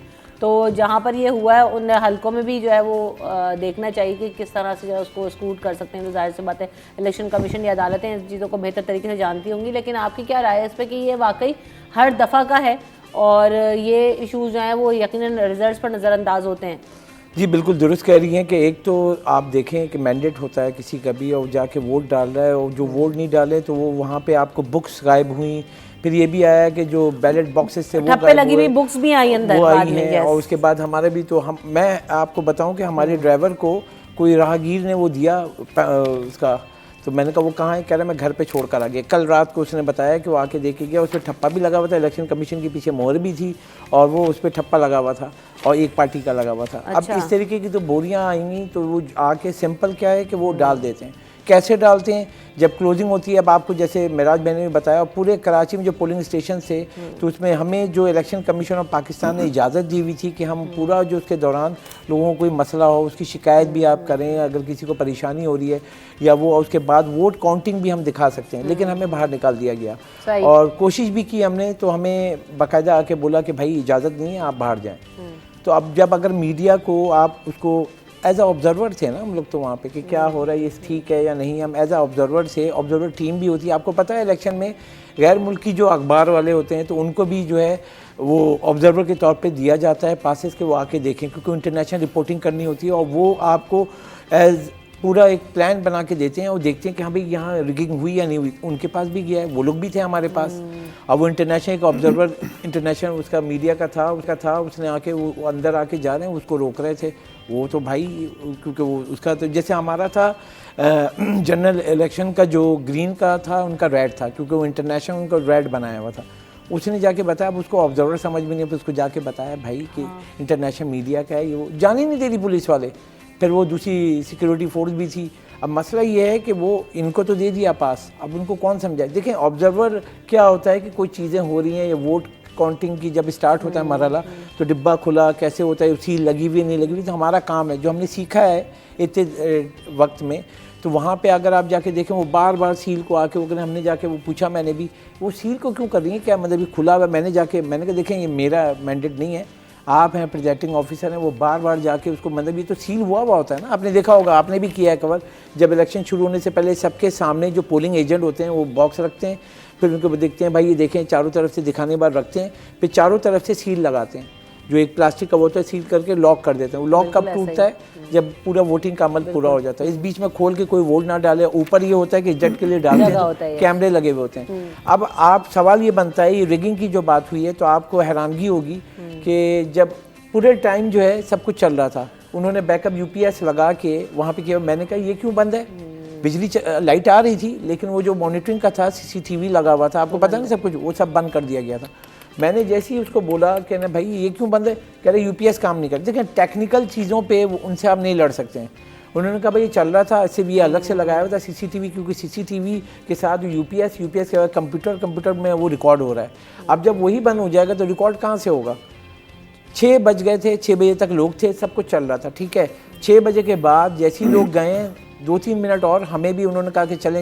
इस बीच में मैं वहीं पे था, इतनी देर में जो उन्होंने वो बंद कर दिया। अब ये जो फ़र्क हुआ है तो इसका इम्पैक्ट आता है। जो शिकायतें आ रही हैं जमात इस्लामी, जैसे मैंने अभी फुटेज भी शेयर की है, वो जा रहे हैं शिकायत लेके, दरख्वास्त अदालत भी जाएंगे। उन्होंने ये दावा किया है, कह रहे हैं कि भाई हमारे पास फुटेज है। और सबसे बड़ा फॉर्म 45 एक वो सबूत है जो आपको पहले भी पता होगा कि इतने हल्कों के ऊपर पूरा सुप्रीम कोर्ट तक चले गए थे। तो फॉर्म 45 समझना ये होगा कि जब वो पोलिंग होती है उसके बाद तमाम एजेंट बैठते हैं, प्रेजाइडिंग ऑफिसर होता है, फॉर्म पे लेके वो सबका लिखने के बाद फॉर्म 45 पे तमाम जो पोलिंग एजेंट होते हैं उनसे साइन करा के अंगूठा लगाते हैं। आपने देखा होगा वो। अब वो फॉर्म सब एजेंट्स को दिया जाता है। तो ये एजेंट से कहाँ चला गया, आप उम्मीदवार थे तो मैंने जाके आपको वो दे दिया। अब आपके पास वो सबूत आ गया। जब रिजल्ट आएगा, अब जब आरओ से डीआरओ के पास गया तो वो चेंज, वहाँ पे जो बंदा जीत रहा था वहाँ जाके वो बंदा हार गया है। अब जैसे खुर्रमशेर ज़मान का देखें, खुर्रमशेर ज़मान बहुत स्ट्रॉन्ग डिफेंस की, जो जहाँ से मिर्ज़ा इख्तियार बेग जो बिजनेसमैन है वो जीते हैं, वहाँ जो सुबह जब अपडेट आया, जो इनिशियल आया था तो उनका वोट मैं हैरान हूँ कि 58,000 वोट थे। और जब उसके बाद 47 मतलब जो 47 का जब आया फॉर्म तो वो गिर के 48,000 हो गया। मतलब ये अच्छा, इस पर जो है ना पीपल्स पार्टी कह रही हूँ, पाकिस्तान तहरीक इंसाफ ने ओवरऑल बहुत ज़्यादा एजुकेट किया था कि जी अपने कारकुनान को कि आपने मुश्तिल नहीं होना, आप रिलैक्स रहेंगे और आप फॉर्म 45 लिए बगैर जो है वो वहाँ से बाहर नहीं निकलेंगे और आप रहेंगे जिनका वो सबूत होता है।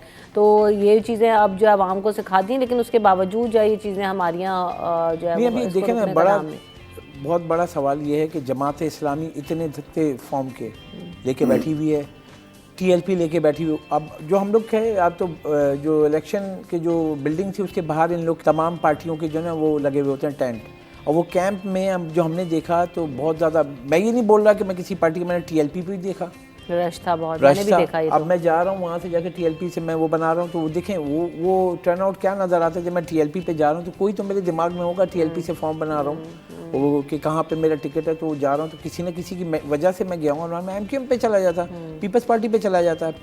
हाँ, कैंप्स में बहुत ज़्यादा रश था। ठीक है, अब जब जाके वो ये उठा रहे हैं कि जब वो सारे मैंडेट आपने जैसे देखा है, सबके जलसे हुए, उन्होंने जो जाके तो बहुत ज़्यादा लोग नज़र आए। अब जैसे मेराज भाई बता रहे कि जमात इस्लामी का जो भी आप इलेक्शन के दौरान कैंपेन में देखें तो कितनी पब्लिक थी, मगर अब यहाँ पे आ रहा है तो जमात इस्लामी को वोट ही नहीं मिले। अब सवाल ये बनता है जो फॉर्म 45 है उसका क्या होगा। ठीक है, इसी सवाल को लेके जहाँ पे ब्रेक ले लेते हैं, ब्रेक के बाद जब वापस आएंगे तो हम इस पर मजीद भी बात करेंगे कि वाकई अब ये फॉर्म 45 का क्या होगा, ये जो एहतजाज की सियासत का आगाज़ हुआ है और ये जो एहतजाज है इलेक्शन रिजल्ट पर क्या नज़रअंदाज हो सकेंगे या नहीं हो सकेंगे, इस पर बात करेंगे आफ्टर दिस ब्रेक।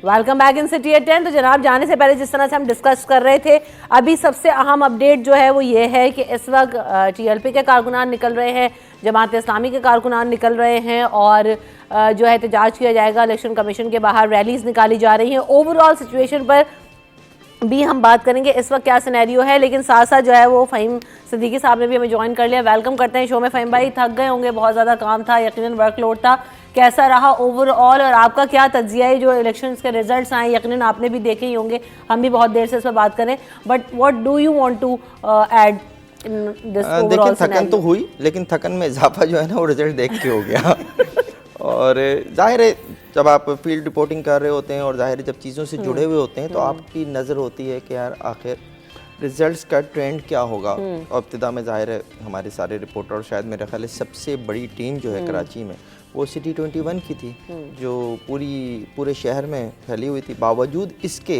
कि इंटरनेट बंद हुआ उसके बावजूद, बुरा ना मानिएगा कतल के बाद, लेकिन ऐड कर ले, सबसे बड़ी टीम जो है वो सिटी 21 की थी, लेकिन उसके बाद जो है वो टीम अशरफ भाई की सेंट्रल में बड़ी थी। देखें, सेंट्रल में बड़ी इसलिए भी थी कि सेंट्रल में सबसे ज़्यादा जो है वो कौमी असम्बली की, सबसे ज़्यादा कौमी असम्बली की 5 सीटें थी, सूबाई असम्बली की सबसे ज़्यादा 9 सीटें थी, तो वहाँ पर टीम भी जाहिर है सबसे बड़ी थी और अशरफ भाई की सरबराही में काम कर रही थी। जब एतराज़ तो नहीं है ना आपको कोई? अब ठीक है, अब आप कंटिन्यू कर सकते हैं। तो बेसिकली जो जाहिर है मैं बता रहा था कि पूरी टीम हमारी जो है वो कोई 25 के करीब रिपोर्टर्स हमारे जो हैं वो फील्ड में थे और एक हल्का हमने उन्हें असाइन किया हुआ था। बावजूद इसके कि इंटरनेट नहीं था, मोबाइल सर्विसेज नहीं थी, हमने अपनी स्क्रीन को लाइव रखा। तमाम दिन जैसे तैसे भी हम करते रहे, वाईफाई उधार मांग के। आवाम का बहुत शुक्रिया, मेराज भाई सुबह कर चुके हैं, होना भी चाहिए। उन तमाम लोगों का शुक्रिया मैं ऑन एयर कहना चाहूँगा, ये शुक्रिया जिन्होंने जो है वो इस रिपोर्टिंग के दौरान पूरे हमारे साथ ताउन किया और ये ताउन जो है वो बहुत अहम था। इस हवाले से भी अहम था कि एक तो हमें वाईफाई की सहूलत मिल रही थी, फिर सेंट्रल की फिर बात हो जाएगी। सेंट्रल में हमारी रिपोर्टर थी अक्सर शाहिद जी, ये एक पोलिंग स्टेशन के बाहर थी और डीएसएनजी के पास थी, लेकिन चूंकि 2 वे कम्युनिकेशन नहीं था हमारा तो हम लाइव भी नहीं कर पा रहे थे। ये सब आवाम को पता होना चाहिए कि किस माहौल में मीडिया ने कवरेज की है और आपको जो है लम्हा बलम्हा की जो है वो खबर देते रहे। अक्सर ने जो है वो करीब पोलिंग स्टेशन के करीब एक घर से जो है वो वाईफाई लिया और वो तमाम दिन जो है वो व्हाट्सएप पर कम्युनिकेशन करती रहीं और हमारे लिए आसान हो गया कि हम जब चाहें अक्सर को जो है वो लाइव कर सकते थे डीएसएनजी के थ्रू। अच्छा, यहाँ पे मैं किसी के लिए भी करूँ थोड़ा सा लाइटर मोड में कि एक दिन पहले जो है अक्सर इस बात पे नाराज़ थी कि उन्हें लाइव सोर्स क्यों नहीं दी जा रही और वो ऑफिस में बैठ के बाकायदा रो रही थी कि मुझे जो है वो डीएसएनजी चाहिए, मुझे लाइव करना है। पता नहीं उन्होंने दुआ मांगी थी, उन्होंने कोई राब्ते किए थे कि इंटरनेट बंद हो गया, मोबाइल सर्विस बंद हो गई, हम डीएसएनजी वहाँ से मूव ही नहीं कर सके अक्सर से। और दिन तो क्या वो शाम अगले सुबह 4 बजे तक वो उस जगह से रिपोर्टिंग करती रही, दिन भर रिपोर्टिंग की उन्होंने, फिर शाम में वो रिजल्ट के बाद भी वो वहाँ से रिपोर्टिंग करते रही। रिपोर्टिंग में जो मरहला था, जो आपका बेसिकली सवाल था वो यही था कि आखिर रिपोर्टिंग के वो रिजल्ट्स के दौरान जो है वो हमें मसाइल क्या रहे, हमें क्या पूरी कौम को और ये मसाइल रहे कि हम कोशिश कर रहे थे कि पोलिंग स्टेशन से इब्तिदाई रिजल्ट हमारे पास आ जाएं, और इसके लिए हमने जो है वो पोलिंग स्टेशन से रिज़ल्ट लेना शुरू किए फॉर्म 45 की सूरत में। ये रिज़ल्ट आम तौर पे जो है वो प्रिजाइडिंग ऑफिसर के थ्रू मिलते हैं, पोलिंग एजेंट्स के थ्रू मिलते हैं, और वो मिल भी रहे थे। तो उससे एक ट्रेंड जो है ना वो नज़र आ जाता है इब्तिदा में, और ज़ाहिर इतने इलेक्शन कवर किए हैं और मुख्तलिफ इलेक्शंस कवर किए हैं, तो उसमें इब्तिदाई जो फॉर्म 45 या इब्तिदाई जो रिजल्ट्स होते हैं उनसे आपको ये पता चल जाता है कि कौन पहले, कौन दूसरे, कौन तीसरे नंबर पर रहेगा। तो जो ट्रेंड था और जो रिज़ल्ट बाद में आया उसमें फ़र्क है, इसको तो कहना मानना पड़ेगा हमें। और यही वजह है कि आप ओवरऑल जो मुल्क की सियासत में देख लीजिए कि एक इशू ये भी बना जो मरीम नवाज़ साहिबा को बाद में ट्वीट भी करना पड़ा कि जी मीडिया ने एक गलत तासुर दिया इब्तिदाई रिजल्ट्स की बुनियाद के ऊपर। कोई गलत तासुर नहीं दिया, जो उस वक्त नज़र आ रहा था मीडिया उसकी बात कर रहा था, और अगर वो मीडिया ये बात नहीं करता और ये अगर ये तासुर गलत नहीं होता तो वो जो विक्ट्री स्पीच होना थी वो विक्ट्री स्पीच उसी रात हो जाती, लेकिन विक्ट्री स्पीच नहीं हुई, लोग जो है अपने घरों पे जाती उम्र चले गए थे। तो वो है, अब जो ओवरऑल जो सिनारियो बना है वो बड़ा इंटरेस्टिंग बना है। बिल्कुल ऐसे मैं ये समझता हूँ कि अगर मुस्लिम लीग नून और पाकिस्तान पीपल्स पार्टी को मखलूत हुकूमत बनानी पड़ती है तो ये मखलूत हुकूमत तो पीडीएम ही बनेगी, दोबारा से पीडीएम की हुकूमत आती नज़र आ रही है। अच्छा, ये सवाल भी उठ रहे हैं कि पीडीएम 2 की गवर्नमेंट, अब ये अर्ली हम इधर आ गए, मैं तो ज़रूर इस तरह बढ़ना भी चाह रही थी, लेकिन साथ साथ ये है कि फ़हीम भाई इस चीज़ को हमें ज़रूर कंसिडर करना होगा, आप सब भी ऐड कीजिएगा कि इस वक्त अपडेट्स ये भी आ रही हैं, जैसे कल जिक्र भी कर रही थी, हम उस तरफ बढ़ेंगे। मियां मोहम्मद नवाज़ शरीफ साहब ने जो है वो मरीम नवाज़ और शहबाज शरीफ साहब के हमरा वो तकरीर की, और उसमें जो पहले तो वो विक्ट्री स्पीच होनी थी लेकिन वो फिर वो कुछ और हो गई, लेकिन उसमें उन्होंने कहा कि जी शहबाज शरीफ साहब को जो है वो फुटेजेस भी आप दिखाएं अरकम के टास्क दे दिया है, और उन्होंने कहा है कि अब ये जो तमाम अहम मुलाकातें हैं, टेलीफोनिक राब्ते हैं जिसमें MQM से भी जो है वो राब्ते हो रहे हैं, और जो दीगर जमातें उनसे भी राब्ते होंगे जो कि स्टेक होल्डर जमातें हैं, जिसमें पाकिस्तान पीपल्स पार्टी से भी कहा जा रहा है और JUI, और जो है ये इसकी मैं बात करी इस टाइम जो है वो काफ़ी ज़्यादा नज़र आया। तो ख्वाजा साद रफ़ीक साहब का ट्वीट मुझे बड़ा पसंद आया, वो उन्होंने कहा कि जी हम सारे नताइज को एक्सेप्ट करते हैं और अब हम ये उम्मीद करते हैं कि आगे आने वाले दिनों में जो भी काम करे वो मुल्क के हक़ में और मुल्क के मुक़द्दर के लिए बेहतर हो। इस वक्त भी हो रहा है कि वज़ीर आला पंजाब जो है, निगरां वज़ीर आला पंजाब मोहसिन नकवी साहब की रिहाइशगाह पर भी एक बड़ी बैठक बैठी हुई है और काफ़ी सारे लोग वहाँ पर मौजूद हैं। आसिफ अली जरदारी साहब पीपल्स पार्टी के रहनुमा जो हैं, शहबाज शरीफ साहब और दीगर लोग। तो क्या इसका आउटकम होगा? और जैसे कि हम ओवरऑल अगर हम नेशनल असम्बली पर नज़र डालें फ़हीम भाई, तो इंडिपेंडेंट्स की तादाद जो है 99, पहले ये भी ज़्यादा थी फिर कम हुआ, जैसे आपने स्टार्टिंग में कहा कि ट्रेंड चेंज हुआ और रिजल्ट्स में भी चेंजेस हमें नज़र आए। तो क्या होने जा रहा है इस वक्त? देखिए ये मुलाकातें, और अब ये भी कहा जा रहा है जी बाय एंड सेल होगा, इंडिपेंडेंट कैंडिडेट्स पे सबकी नज़रें होंगी, ये तो हमेशा होता है। देखिए आज़ाद उम्मीदवार जो हैं वो हमेशा जो है वो इम्पोर्टेंट होते हैं, और जो हमारा इलेक्शन एक्ट है वो ये कहता है कि आपको 3 दिन के अंदर कोई पार्टी ज्वाइन करनी है, और ये जो पार्टीज़ होती हैं उनकी भी कोशिश होती है कि ज़्यादा से ज़्यादा हमारे साथ आज़ाद उम्मीदवार आ जाएं। और ये सब क्यों होता है? क्योंकि आपको मखसूस नशिस्तों का जो कोटा होता है उसमें से आपको ज़्यादा से ज़्यादा सीटें चाहिए होती हैं। इस वक्त आज़ाद उम्मीदवारों का मसला ये, यूँ कह लीजिए कि तहरीक इंसाफ का मसला ये है कि उनके पास कोई पार्टी नहीं है। वो क्या करें कि वो जो है जो मखसूस नशिस्तें हैं वो ले सकें कौमी असम्बली में। इसके लिए जो अभी बज़ाहिर नज़र आ रहा है, जो बैरिस्टर गौहर भी कह रहे हैं कि हम ये भी कर सकते हैं कि हम किसी ना किसी छोटी सियासी जमात को ज्वाइन करें, और हम जो है उसकी बुनियाद पर मखसूस नशिस्तें हासिल करने की कोशिश करें, और उसके बाद जो है हम अपनी हुकूमत बनाएं। तो ये मुमकिन है, बिल्कुल मुमकिन है। लेकिन आज़ाद उम्मीदवारों में हम ये ना सोचें कि लफ्ज़ आज़ाद से ये लग रहा है कि पूरे मुल्क में जितने भी आज़ाद उम्मीदवार हैं वो सारे तहरीक इंसाफ के हैं। ऐसा नहीं है, कुछ और आज़ाद उम्मीदवार भी हैं, कोनो खुदरों से आपको कोई ना कोई मिल ही जाएंगे। तो इसकी बुनियाद के ऊपर वो आज़ाद उम्मीदवार जब आप निकालेंगे तो डेफिनेटली किसी ना किसी पार्टी को ज्वाइन करेंगे। मुस्लिम लीग नून को ज्वाइन करते हैं, वो पाकिस्तान पीपल्स पार्टी को ज्वाइन करते हैं, या किसी और को भी ज्वाइन करते हैं। 2 बड़ी जमातें तो इस वक्त यही हैं। तो जो आज़ाद उम्मीदवार बचेंगे वो आज़ाद उम्मीदवार जो हैं वो बेसिकली जो है वो तहरीक इंसाफ के होंगे। तहरीक इंसाफ अब किस सियासी जमात को चूज़ करती है इस काम के लिए, ये अब तहरीक इंसाफ के ऊपर है। माजी में एक कोशिश कर भी चुकी है PTI एक और सियासी जमात की बुनियाद पर, जो उन्होंने फॉर्म जमा कराने की कोशिश की थी, लेकिन वो सियासी जमात पीछे हो गई, छोटी सी पार्टी थी एक। लेकिन चूंकि वो इलेक्शन कमीशन में रजिस्टर्ड थी और उसका जो है वो निशान भी उसको अलॉट था, तो उनके लिए आसान था। अब जो मौजूदा सिचुएशन बन रही है उसमें यह है कि KPK में तो ये गवर्नमेंट अपनी बना सकते हैं, इस पोजीशन में है कि गवर्नमेंट अपनी KPK में बना लें। पंजाब में गवर्नमेंट बनाने में मुश्किल पेश आएगी, और इस वक्त पीपल्स पार्टी बहुत बेहतर पोजीशन में आ गई है मेरी नज़र में कि वो अगर चाहे, और जो उसने एक स्टांस जो है इलेक्शन की कैंपेन के दौरान भी पीटीआई से मुतालिक रखा है, तो पीटीआई और पीपल्स पार्टी के दरमियान थोड़े से फासले जो है वो कम हुए हैं, तो मुमकिन है कि पीटीआई और आज़ाद उम्मीदवार मिलकर जो है वो कोई हुकूमत बना लें। अच्छा, और ये जो फासले कम होने की आप बात कर रहे हैं, ये फासले जो है ओवरऑल पाकिस्तान मुस्लिम लीग नवाज और पाकिस्तान पीपल्स पार्टी PDM 1 की अगर हम बात करें तो उसके बाद बढ़े, जब ये PDM 2 थी, तो ये अब PDM 2 में भी क्या होगा, हम इस पर भी एक तो बात करेंगे। और लेकिन ओवरऑल महराज भाई, ये जो हम सिचुएशन डिस्कस कर रहे हैं इसमें ऐड कर लीजिएगा फ़हीम भाई की बात को भी कंटिन्यू करते हुए कि MQM पर भी सबकी नज़रें हैं, और ये फारूक सत्तार साहब और खालिद मकबूल सिद्दीकी साहब ने बारहा अपने इलेक्शन कैंपेन्स में भी कहा था कि इस दफ़ा हम सीटें जीतेंगे और कोई भी हुकूमत बनाएगा तो उसमें MQM की सपोर्ट के बगैर पॉसिबल नहीं होगा।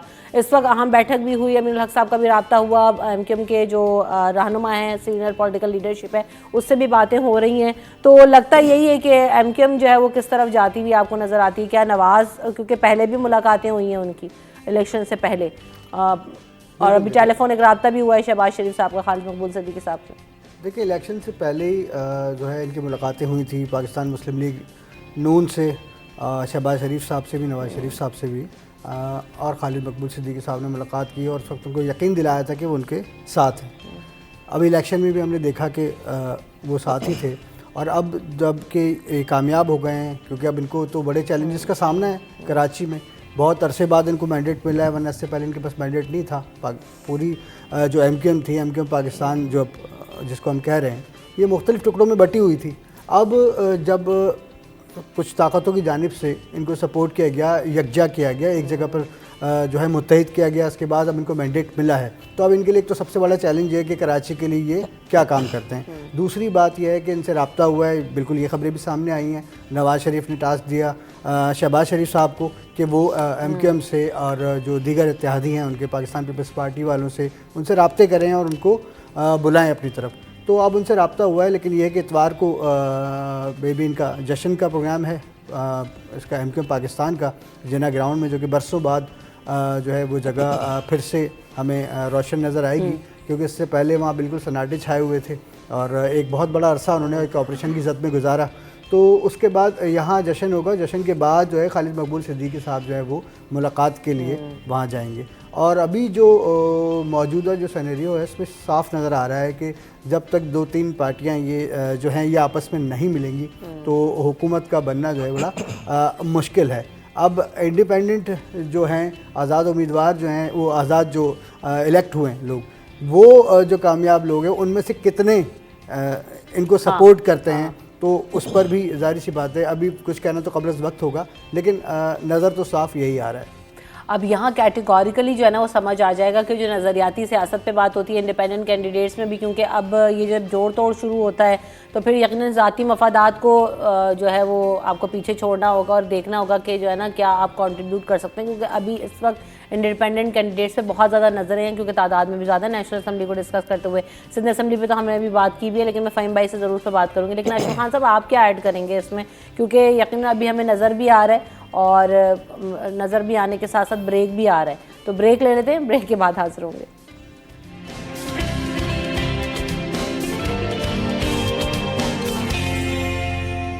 Welcome back in city at 10। तो जाने से पहले हम बात कर रहे थे कि जो गवर्नमेंट है वो किस तरह से बनती हुई दिखाई दे रही है, और पहले तो ये तासुर दिया जा रहा था कि शायद जो नवाज़ लीग है वो सिंगल हैंडेडली गवर्नमेंट बना लेगी, लेकिन इस वक्त ओवरऑल सिचुएशन बहुत नज़र आ रही है डिफरेंट। और जैसे कि फ़हीम भाई भी थोड़ी देर पहले बात कर रहे थे, जिसमें हमने कहा कि PMLN और versus Pakistan peoples party distances बढ़े, ये डिस्टेंसेस कम होंगे जैसे बैठकें बैठ रही हैं, या क्या होने जा रहा है, या इंडिपेंडेंस को ही जो है वो ज़्यादा फोकस किया जाएगा?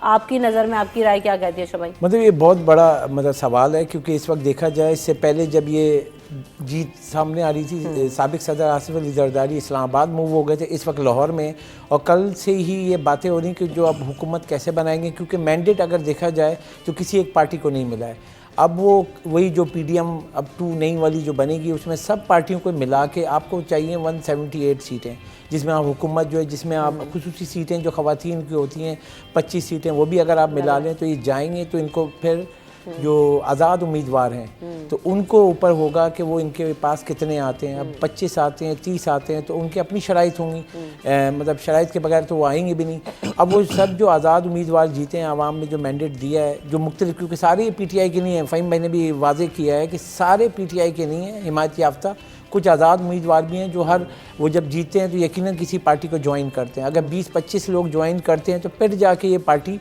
बन जाएगी। लेकिन फिर वही सवाल होगा, क्योंकि जो दूरियां हुई हैं नून लीग में और पीपल्स पार्टी में, क्योंकि जो वादे हुए थे वो पूरे नहीं हुए, उसके बाद वो नाराज़गी हुई। जैसे आपने जो चेयरपर्सन है पीपल्स पार्टी के बिलावल भुट्टो को आपने स्पीचेस में भी सुना कि वो उन्होंने बोला कि चौथी बार आप ये हो रहा है, 5वीं बार आप ये हो रहा है, और जो चीज़ें नहीं होती, तो साफ वाज़े नज़र आया कि बहुत दूरियाँ बढ़ गई हैं।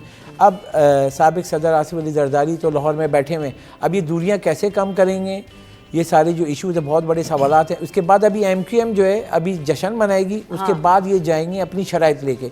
MQM ने साफ कहा है कि जो आइन में जो तरामीम है, पहला उनका वो है, साथ में जो 18वीं तरमीम में जो कराची को उसका हक की बात कर रहे हैं, जो कराची कमा के देता है उसकी बात कर रहे हैं। ये बड़े इश्यूज हैं और ये सॉल्व करने में इनको जो है थोड़ा सा टाइम लगेगा। आप ये जो बात करें अशरफ भाई की, बहुत इंपॉर्टेंट बात है फ़हीम भाई, क्योंकि अगर हम जब अभी पिछले हिस्से में प्रोग्राम में हम जब बात कर रहे थे फ़हीम साहब, तो उस वक्त हम ये डिस्कस ज़रूर कर रहे थे कि MQM हमेशा यही कॉम्बिनेशन हम अक्सर देख चुके हैं, पीपल्स पार्टी एंड MQM का कॉम्बो इन सिंध असम्बली, अभी फिर यही लग रहा है और ये होगा भी।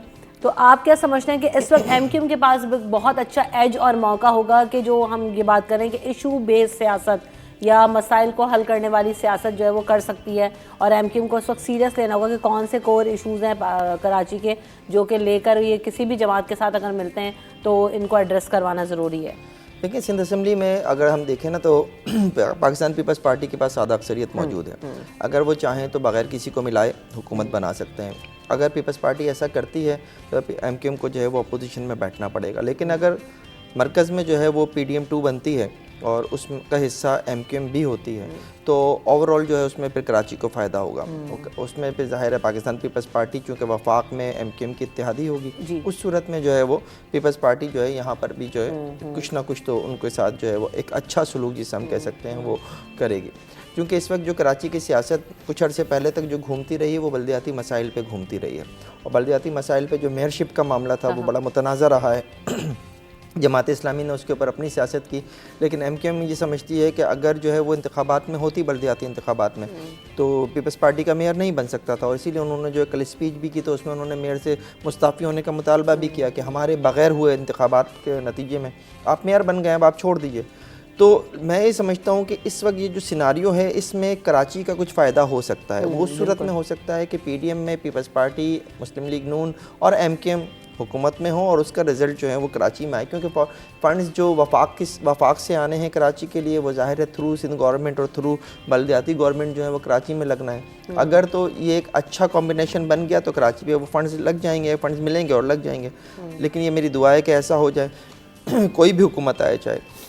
लेकिन एक बात जब मखलूत हुकूमत में बड़ी बुरी होती है वो ये होती है कि मखलूत हुकूमत होती है जोड़ तोड़ की, और उसमें वो पार्टी जिसके कम वोट होते हैं और वो किसी भी वक्त इस पोजीशन में होती है कि मैं अगर हुकूमत से निकल जाऊं तो हुकूमत गिर जाएगी, वो अपनी शराइत जो है वो मनवाने की कोशिश करती है। और जो वज़ीर आज़म होता है या जो बड़ी जमात होती है वो मजबूरन उन्हें मिलाए रखते हैं और उनकी शराइत के ऊपर जो है वो कहीं ना कहीं जो है वो उन्हें एक्सेप्ट भी कर रहे होते हैं। अगर MQM इस पोजीशन में आ जाती है कि वो अपनी शराइत मनवा ले और वो हुकूमत को जो है वो किसी न किसी हद तक जो है वो मजबूर करती रहे, तो मैं समझता हूँ कि वो शराइत जो है वो कराची से मुताल्लिक होनी चाहिए और होंगी भी, उम्मीद है। अच्छा फ़हीम भाई, लेकिन ये चीज़ जो है MQM पहले से इस चीज़ को समझ रही थी, क्योंकि फारूक सत्तार साहब के स्टेटमेंट्स आप उठाकर देख लें जो हमने इलेक्शन कैंपेन्स के अंदर देखे, महराज भाई आप भी ऐड करिएगा बाद में फ़हीम भाई के बाद, और हमने जो है वो तमाम लोगों को, खालिद मकबूल सिद्दीकी साहब को भी, मुस्तफ़ा कमाल साहब को भी इस चीज़ पर देखा कि वो इस पर कॉन्फिडेंट थे कि वो इतनी सीटें तो ज़रूर लेंगे कि जो भी गवर्नमेंट आएगी उसके साथ उनको कॉम्बिनेशन में जाना पड़ेगा।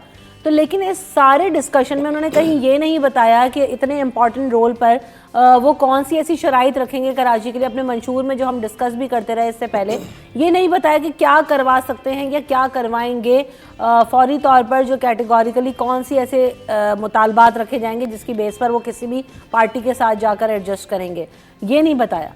हाँ देखें, ऐसा नहीं है कि नहीं बताया। MQM ये वाज़ेह कर चुकी है कि बल्दियाती जो कवानीन हैं वो चाहेगी कि उससे मुताल्लिक तरामीम लेकर आएँ, और वो ये समझते हैं कि चूँकि बल्दियाती मसाइल जो हैं वो आवाम से बराह रास्त हैं, और उसके नतीजे में जो है वो अगर बल्दियाती मसाइल हल होते हैं तो डेफिनेटली जो है वो जो भी सियासी जमात होगी उसका उससे फ़ायदा होता है। तो वो बल्दियाती कवानीन में तरमीम चाहते हैं नंबर 1। दूसरा वो जो है वो PFC के ऊपर जो है वो अमल दरामद चाहते हैं कि ये इसके तहत जो फंड्स मिलते हैं वो जो है वो नीचे तक आएँ। यानी वो जो हमें मुशर्रफ साहब को याद आ जाते हैं मुझे इस बात के ऊपर कि वो ये चाहते थे कि इख्तियारात निचली सतह तक मुंतकिल हों। तो ये जो इख्तियारात की निचली सतह तक मुंतकली है, ये आज MQM का किसी हद तक नारा है। MQM चाहती है कि नीचे तक जो लोग हैं उनके पास ऐसे इख्तियारात होंगे जिनके ज़रिए वो आवाम को डिलीवर कर सकें। MQM का इस वक्त तो ज़ाहिर है खुशकिस्मती है उनकी कि वो जो है इतनी ज़्यादा सीटें जीतने में कामयाब हो गए हैं। बावजूद इसके कि ट्रेंड में नज़र आ रहा था कि MQM जो है वो कुछ बहुत ज़्यादा नहीं यहाँ पे कराची में कर सकेंगे, लेकिन अच्छी बात है कि उन्हें जो है मैंडेट मिला है दोबारा से, और अब उनके ऊपर एक दबाव भी होगा कि 35 साल सियासत आपने इस शहर में की है, इस 35 साल में आपने डिलीवर क्या किया है। अब डिलीवरी का वक्त आ गया, और डिलीवरी के हवाले से अगर हम मुस्तफ़ा कमाल का फेस देखते हैं तो हमें यह नज़र आता है कि एक फ़ेस है जिसने डिलीवर किया। फ़ारूक सत्तार का फेस देखते हैं तो हमें यह नज़र आता है कि बतौर मेयर उन्होंने कराची में डिलीवर किया। अब वो वक्त आ गया है कि एक तो ये 2 चेहरे ही है और साथ में जो और मरकज़ी क़यादत है वो मिलकर कराची को उसका हक़ दें। देखें, कराची में MQM जब थी और वो डिलीवर करती थी, जब आज भी है, तो उस वक्त जो है वो जो सिचुएशन थी उसमें चूँकि वो डिलीवर नहीं कर सकते तो जमात इस्लामी का वोट बैंक बढ़ता चला गया। मेरे नज़दीक तो जमात इस्लामी को 2 सीटें मिलना भी मेरे लिए सरप्राइज़ है, क्योंकि जमात इस्लामी जो है वो मैं हमेशा कहता हूँ कि जमात इस्लामी के जितने रजिस्टर्ड वोट जो हैं वो बैलेट बॉक्स से मिलते हैं, उतने ही लोग उनके जो उनके जलसों में उनकी रैलियों में होते हैं। लेकिन इस दफ़ा हमें ये नज़र आया है कि उनको अच्छा वोट मिला है। वो इस वक्त एहतजाज के मोड में भी हैं और वो चाहते हैं कि वो समझते हैं कि उनके साथ ज़्यादती हुई है। वो इस वक्त आज भी एहतजाज कर रहे हैं, PTI भी आज एहतजाज कर रही है, आज तहरीक लब्बैक पाकिस्तान भी एहतजाज कर रही है, और इलेक्शन के बाद ये एहतजाज होते भी हैं, ये कोई ऐसी बात नहीं है। और ये मेरे ख्याल से अगर आप समझते हैं कि जी धांधली हुई है या जो भी, आप उसको इलेक्शन कमीशन में भी लेके जाएँ, अपनी चीज़ों को साथ साथ जो है वो आवाम को भी अवेयर करें, तो ये एहतजाज का तो सिलसिला यकीनन जारी रहता ही है। लेकिन साथ साथ एक और चीज़ ये जिसको डिस्कस होना ज़रूरी है, वो हमने देखा भी थोड़ी देर पहले हम बात कर रहे थे कैंप्स की, जहाँ पर अशरफ भाई ने जिक्र किया कि जी TLP के कैंप्स हमें नज़र आए और उस पर बहुत रश नज़र आया, तो मैंडेट में वो चीज़ हमें ट्रांसफरेबल होती हुई नज़र नहीं आ रही। इसी तरह जमात इस्लामी के कैंप्स पर सुबह सुबह मैंने देखा था कि ख़वातीन वहाँ पर जो है ना बड़े एक्टिवली जमात इस्लामी के कैंप्स में थी, मर्द हज़रात के कैंप्स के साथ साथ, ताकि जो भी ख़वातीन हैं उनको वो एजुकेट कर सकें और बता सकें। तो ओवरऑल लेकिन इस सारे सिनेरियो में ख़ासतौर पर मलिर डिस्ट्रिक्ट की अगर बात करूँ तो मुझे पीपल्स पार्टी का कैंप नज़र नहीं आया, और मैं इंतहाई हैरान थी फ़हीम भाई इसको देखकर कि जो उनका मरकज़ी ऑफिस बना हुआ है पाकिस्तान पीपल्स पार्टी का मलिर में, एक अहम हल्का है, वहाँ पर उनके पास कोई भी जो है कैंप में मौजूद नहीं था सुबह में वोटिंग का जो प्रोसेस था। तो क्या पाकिस्तान पीपल्स पार्टी को एक होता है ना कि ओवर कॉन्फिडेंट वाली सिचुएशन भी थी कि यहाँ पर इतनी हमें कोई ज़रूरत नहीं है, हम कर जाएंगे, वो हमें एक्टिवली रोड्स पर नज़र नहीं आ रहे थे पाकिस्तान पीपल्स पार्टी के नुमाइंदगान, वो क्या वजह थी इसकी, और जीत भी गए। तो इस पर भी हम बात करेंगे, लेकिन पहले ब्रेक लेंगे, ब्रेक के बाद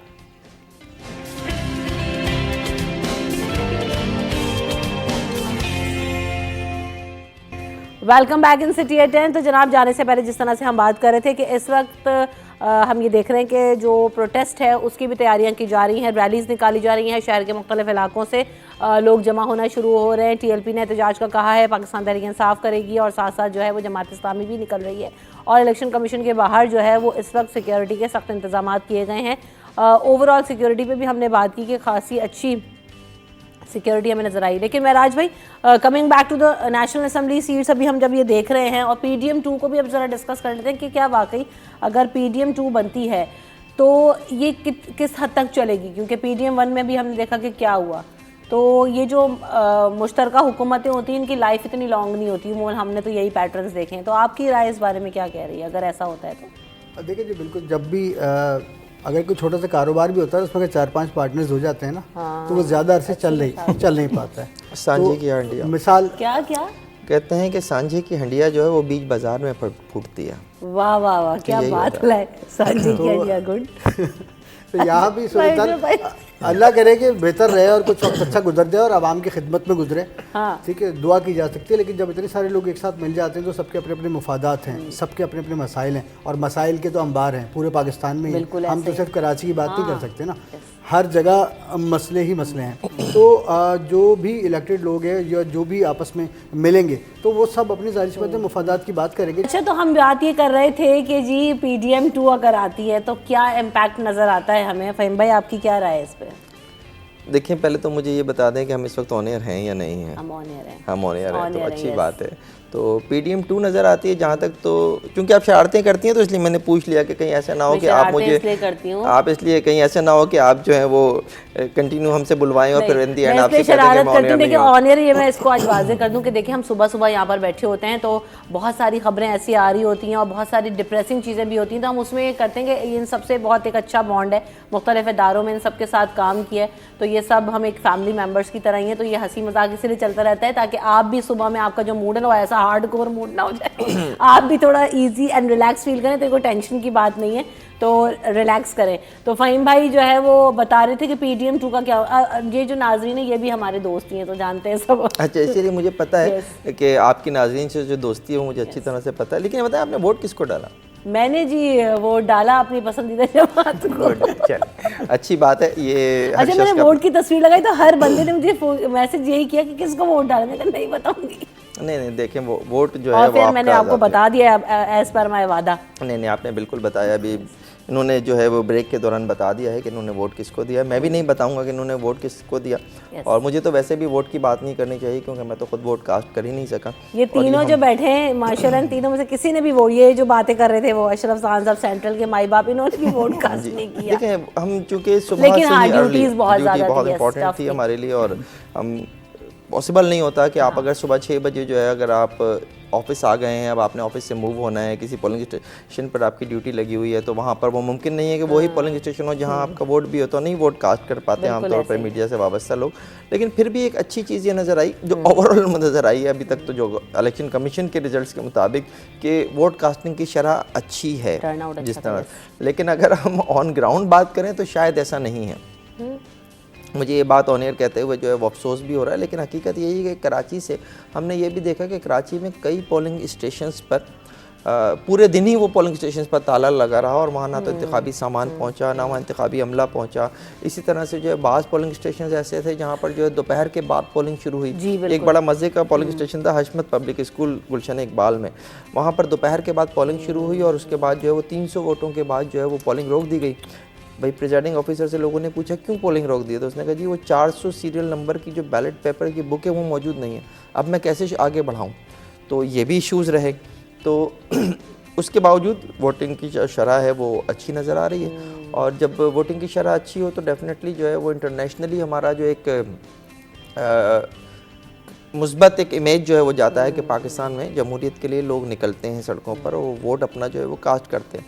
लेकिन मैं देख रहा था कि कल जिस तरह से जो है वो इंटरनेशनल कम्युनिटी का रिस्पांस आया है, ख़ासतौर पर अमेरिका का, यूरोपीय यूनियन का, वो पाकिस्तान के इंतखाबात को लेकर उन्होंने काफ़ी तशवीश का इजहार किया। उन्होंने कहा है कि तमाम सियासी जमातों को जो है एक तरह से लेवल प्लेइंग फील्ड की तो लफ्ज़ तो उन्होंने इस्तेमाल नहीं किया, लेकिन उन्होंने कहा कि उन्हें अपनी इंतखाबी मुहिम चलाने का, अपने जलसे जुलूस करने का उन्हें जो है वो मौका नहीं दिया गया। तो ये इंटरनेशनल कम्युनिटी का रिस्पांस आ गया है। और लेवल प्लेइंग फील्ड की जब आपने बात की तो मुझे बरखा दत्त का भी ट्वीट याद आ गया, उन्होंने भी कल इलेक्शंस के ऊपर ये किया था और लेवल प्लेइंग फील्ड की बात की थी।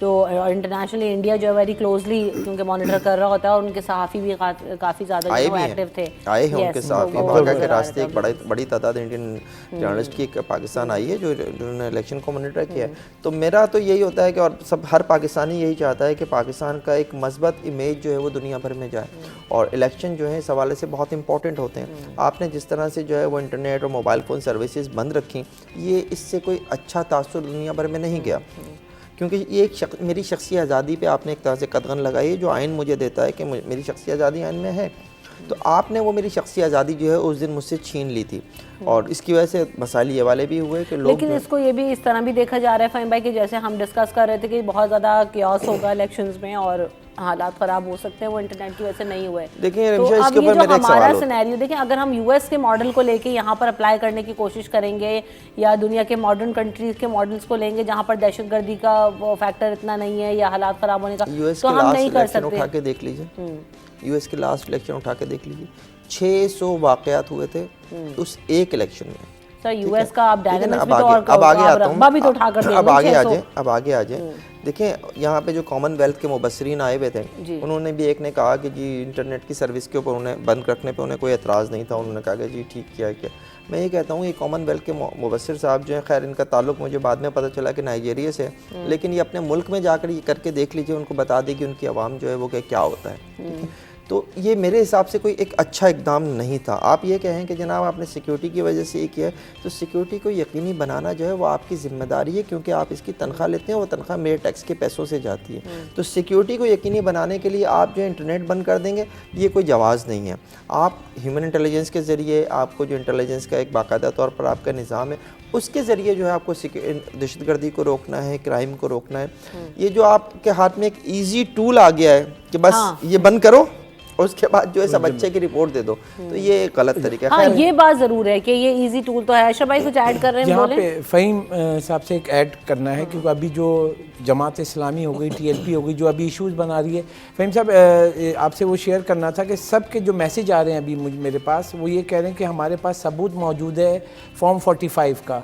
तमाम पोलिंग एजेंट ने साइन करके अंगूठा लगा के वो फॉर्म फाइनल किया, तो तमाम सब पार्टियों को दिया गया और उनके उम्मीदवारों के पास वो फॉर्म है, और इतना बड़ा धत्ता दिखाने, अभी वीडियो मुझे भेजी है, और वो ये कह रहे हैं कि इसका क्या होगा। अब ये सवाल ये है कि फॉर्म 45 बहुत इंपॉर्टेंट, जैसे आपने भी सबको हिदायत दी थी, जो भी हो जाए फॉर्म 45 पकड़ना है, जितने मैक्सिमम हो।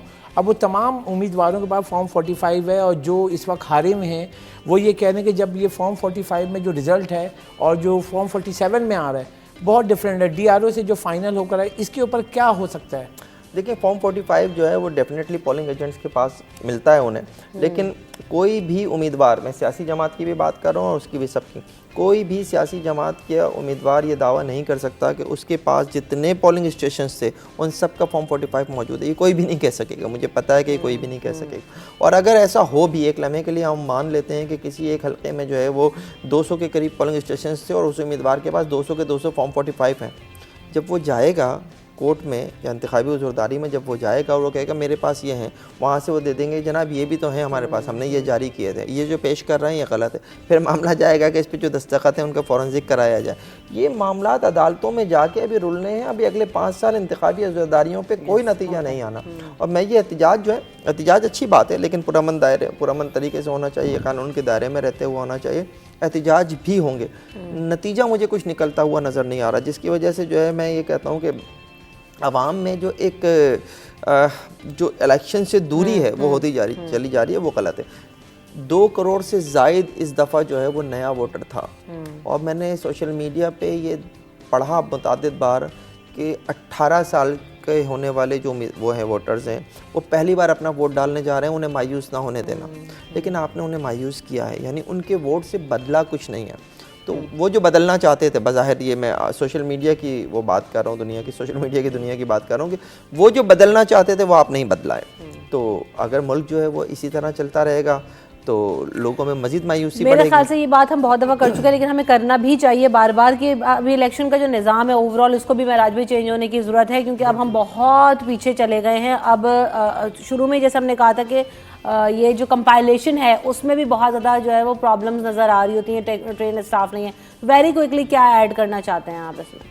देखिए जी, मैं तो ये कहूँगा कि ये धांधली और ये इल्ज़ामात की सियासत अभी पुरानी नहीं हुई है भाई, धांधली या धांधला कह लें, तो ये जो अब ये इल्ज़ामात की सियासत जो है ना, अब ये बहुत पुरानी हो गई है।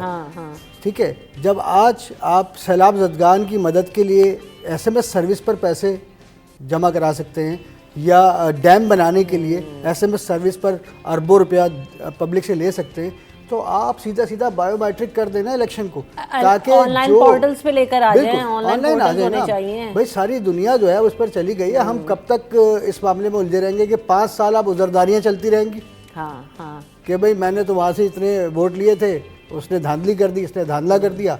तो इन झगड़ों से निकलने के लिए सबसे बेहतर ये कि हमें डिजिटलाइज होना पड़ेगा, और काफ़ी हद तक हम हो चुके हैं। आज हम अपना ID कार्ड बनवाने जाते हैं तब भी बायोमेट्रिक है, ठीक है, लाइसेंस बनवाए जाते हैं, अपना अकाउंट खुलवाने जाते हैं, हर चीज़ में हम बायोमेट्रिक हो चुके हैं सिवाय इलेक्शन के। तो अब उसकी अशद जरूरत है। ये मेरे ख्याल से इलेक्शन कमीशन को अब नेक्स्ट इलेक्शन के लिए पहले भी बारहा तजावीज़ दी जा चुकी है। ये मत कहें यार, ये मत कहें, वो RTS के बाद EMS ले आए थे, अब EMS भी फ्लॉप हो गया, अब कोई नया ले आएंगे। भाई मुझे तो बड़ा वो है कि भाई इलेक्शन कमीशन नहीं, ये गवर्नमेंट बना के कोई ऐसा सिस्टम दे और इलेक्शन कमीशन को कहे कि इसके ऊपर इलेक्शन कराएं, कुछ ऐसा जिसके ऊपर जो है तमाम सियासी जमातें मुत्तफिक हों। बस अभी देखें डिजिटल वर्ल्ड का दौर है, आर्टिफिशियल इंटेलिजेंस आ गई है, ऑनलाइन पोर्टल्स हैं, बायोमेट्रिक है, तो अब इसको सीरियस लें कि आइंदा इलेक्शन जो है वो फेयर एंड जो है फाइन हो, ताकि आवाम को और ज़्यादा सहूलत इसमें मिल जाए। Thank you so much for coming in the show Ashraf Khan साहब, मेराज अख्तर साहब और फ़हीम सिद्दीकी साहब, आप तीनों की आमद और वक्त का बहुत शुक्रिया। जाते जाते फ़हीम भाई मेराज भाई की छुट्टी जो है वो बंद करें आप बंद ही समझें, है ना। रमशा कमल को और मेरी पूरी टीम को और हमारे जो प्रोडक्शन टीम है उन सबको दीजिए इजाज़त, तो हमें दुआओं में याद रखिएगा। अल्लाह ने के मान।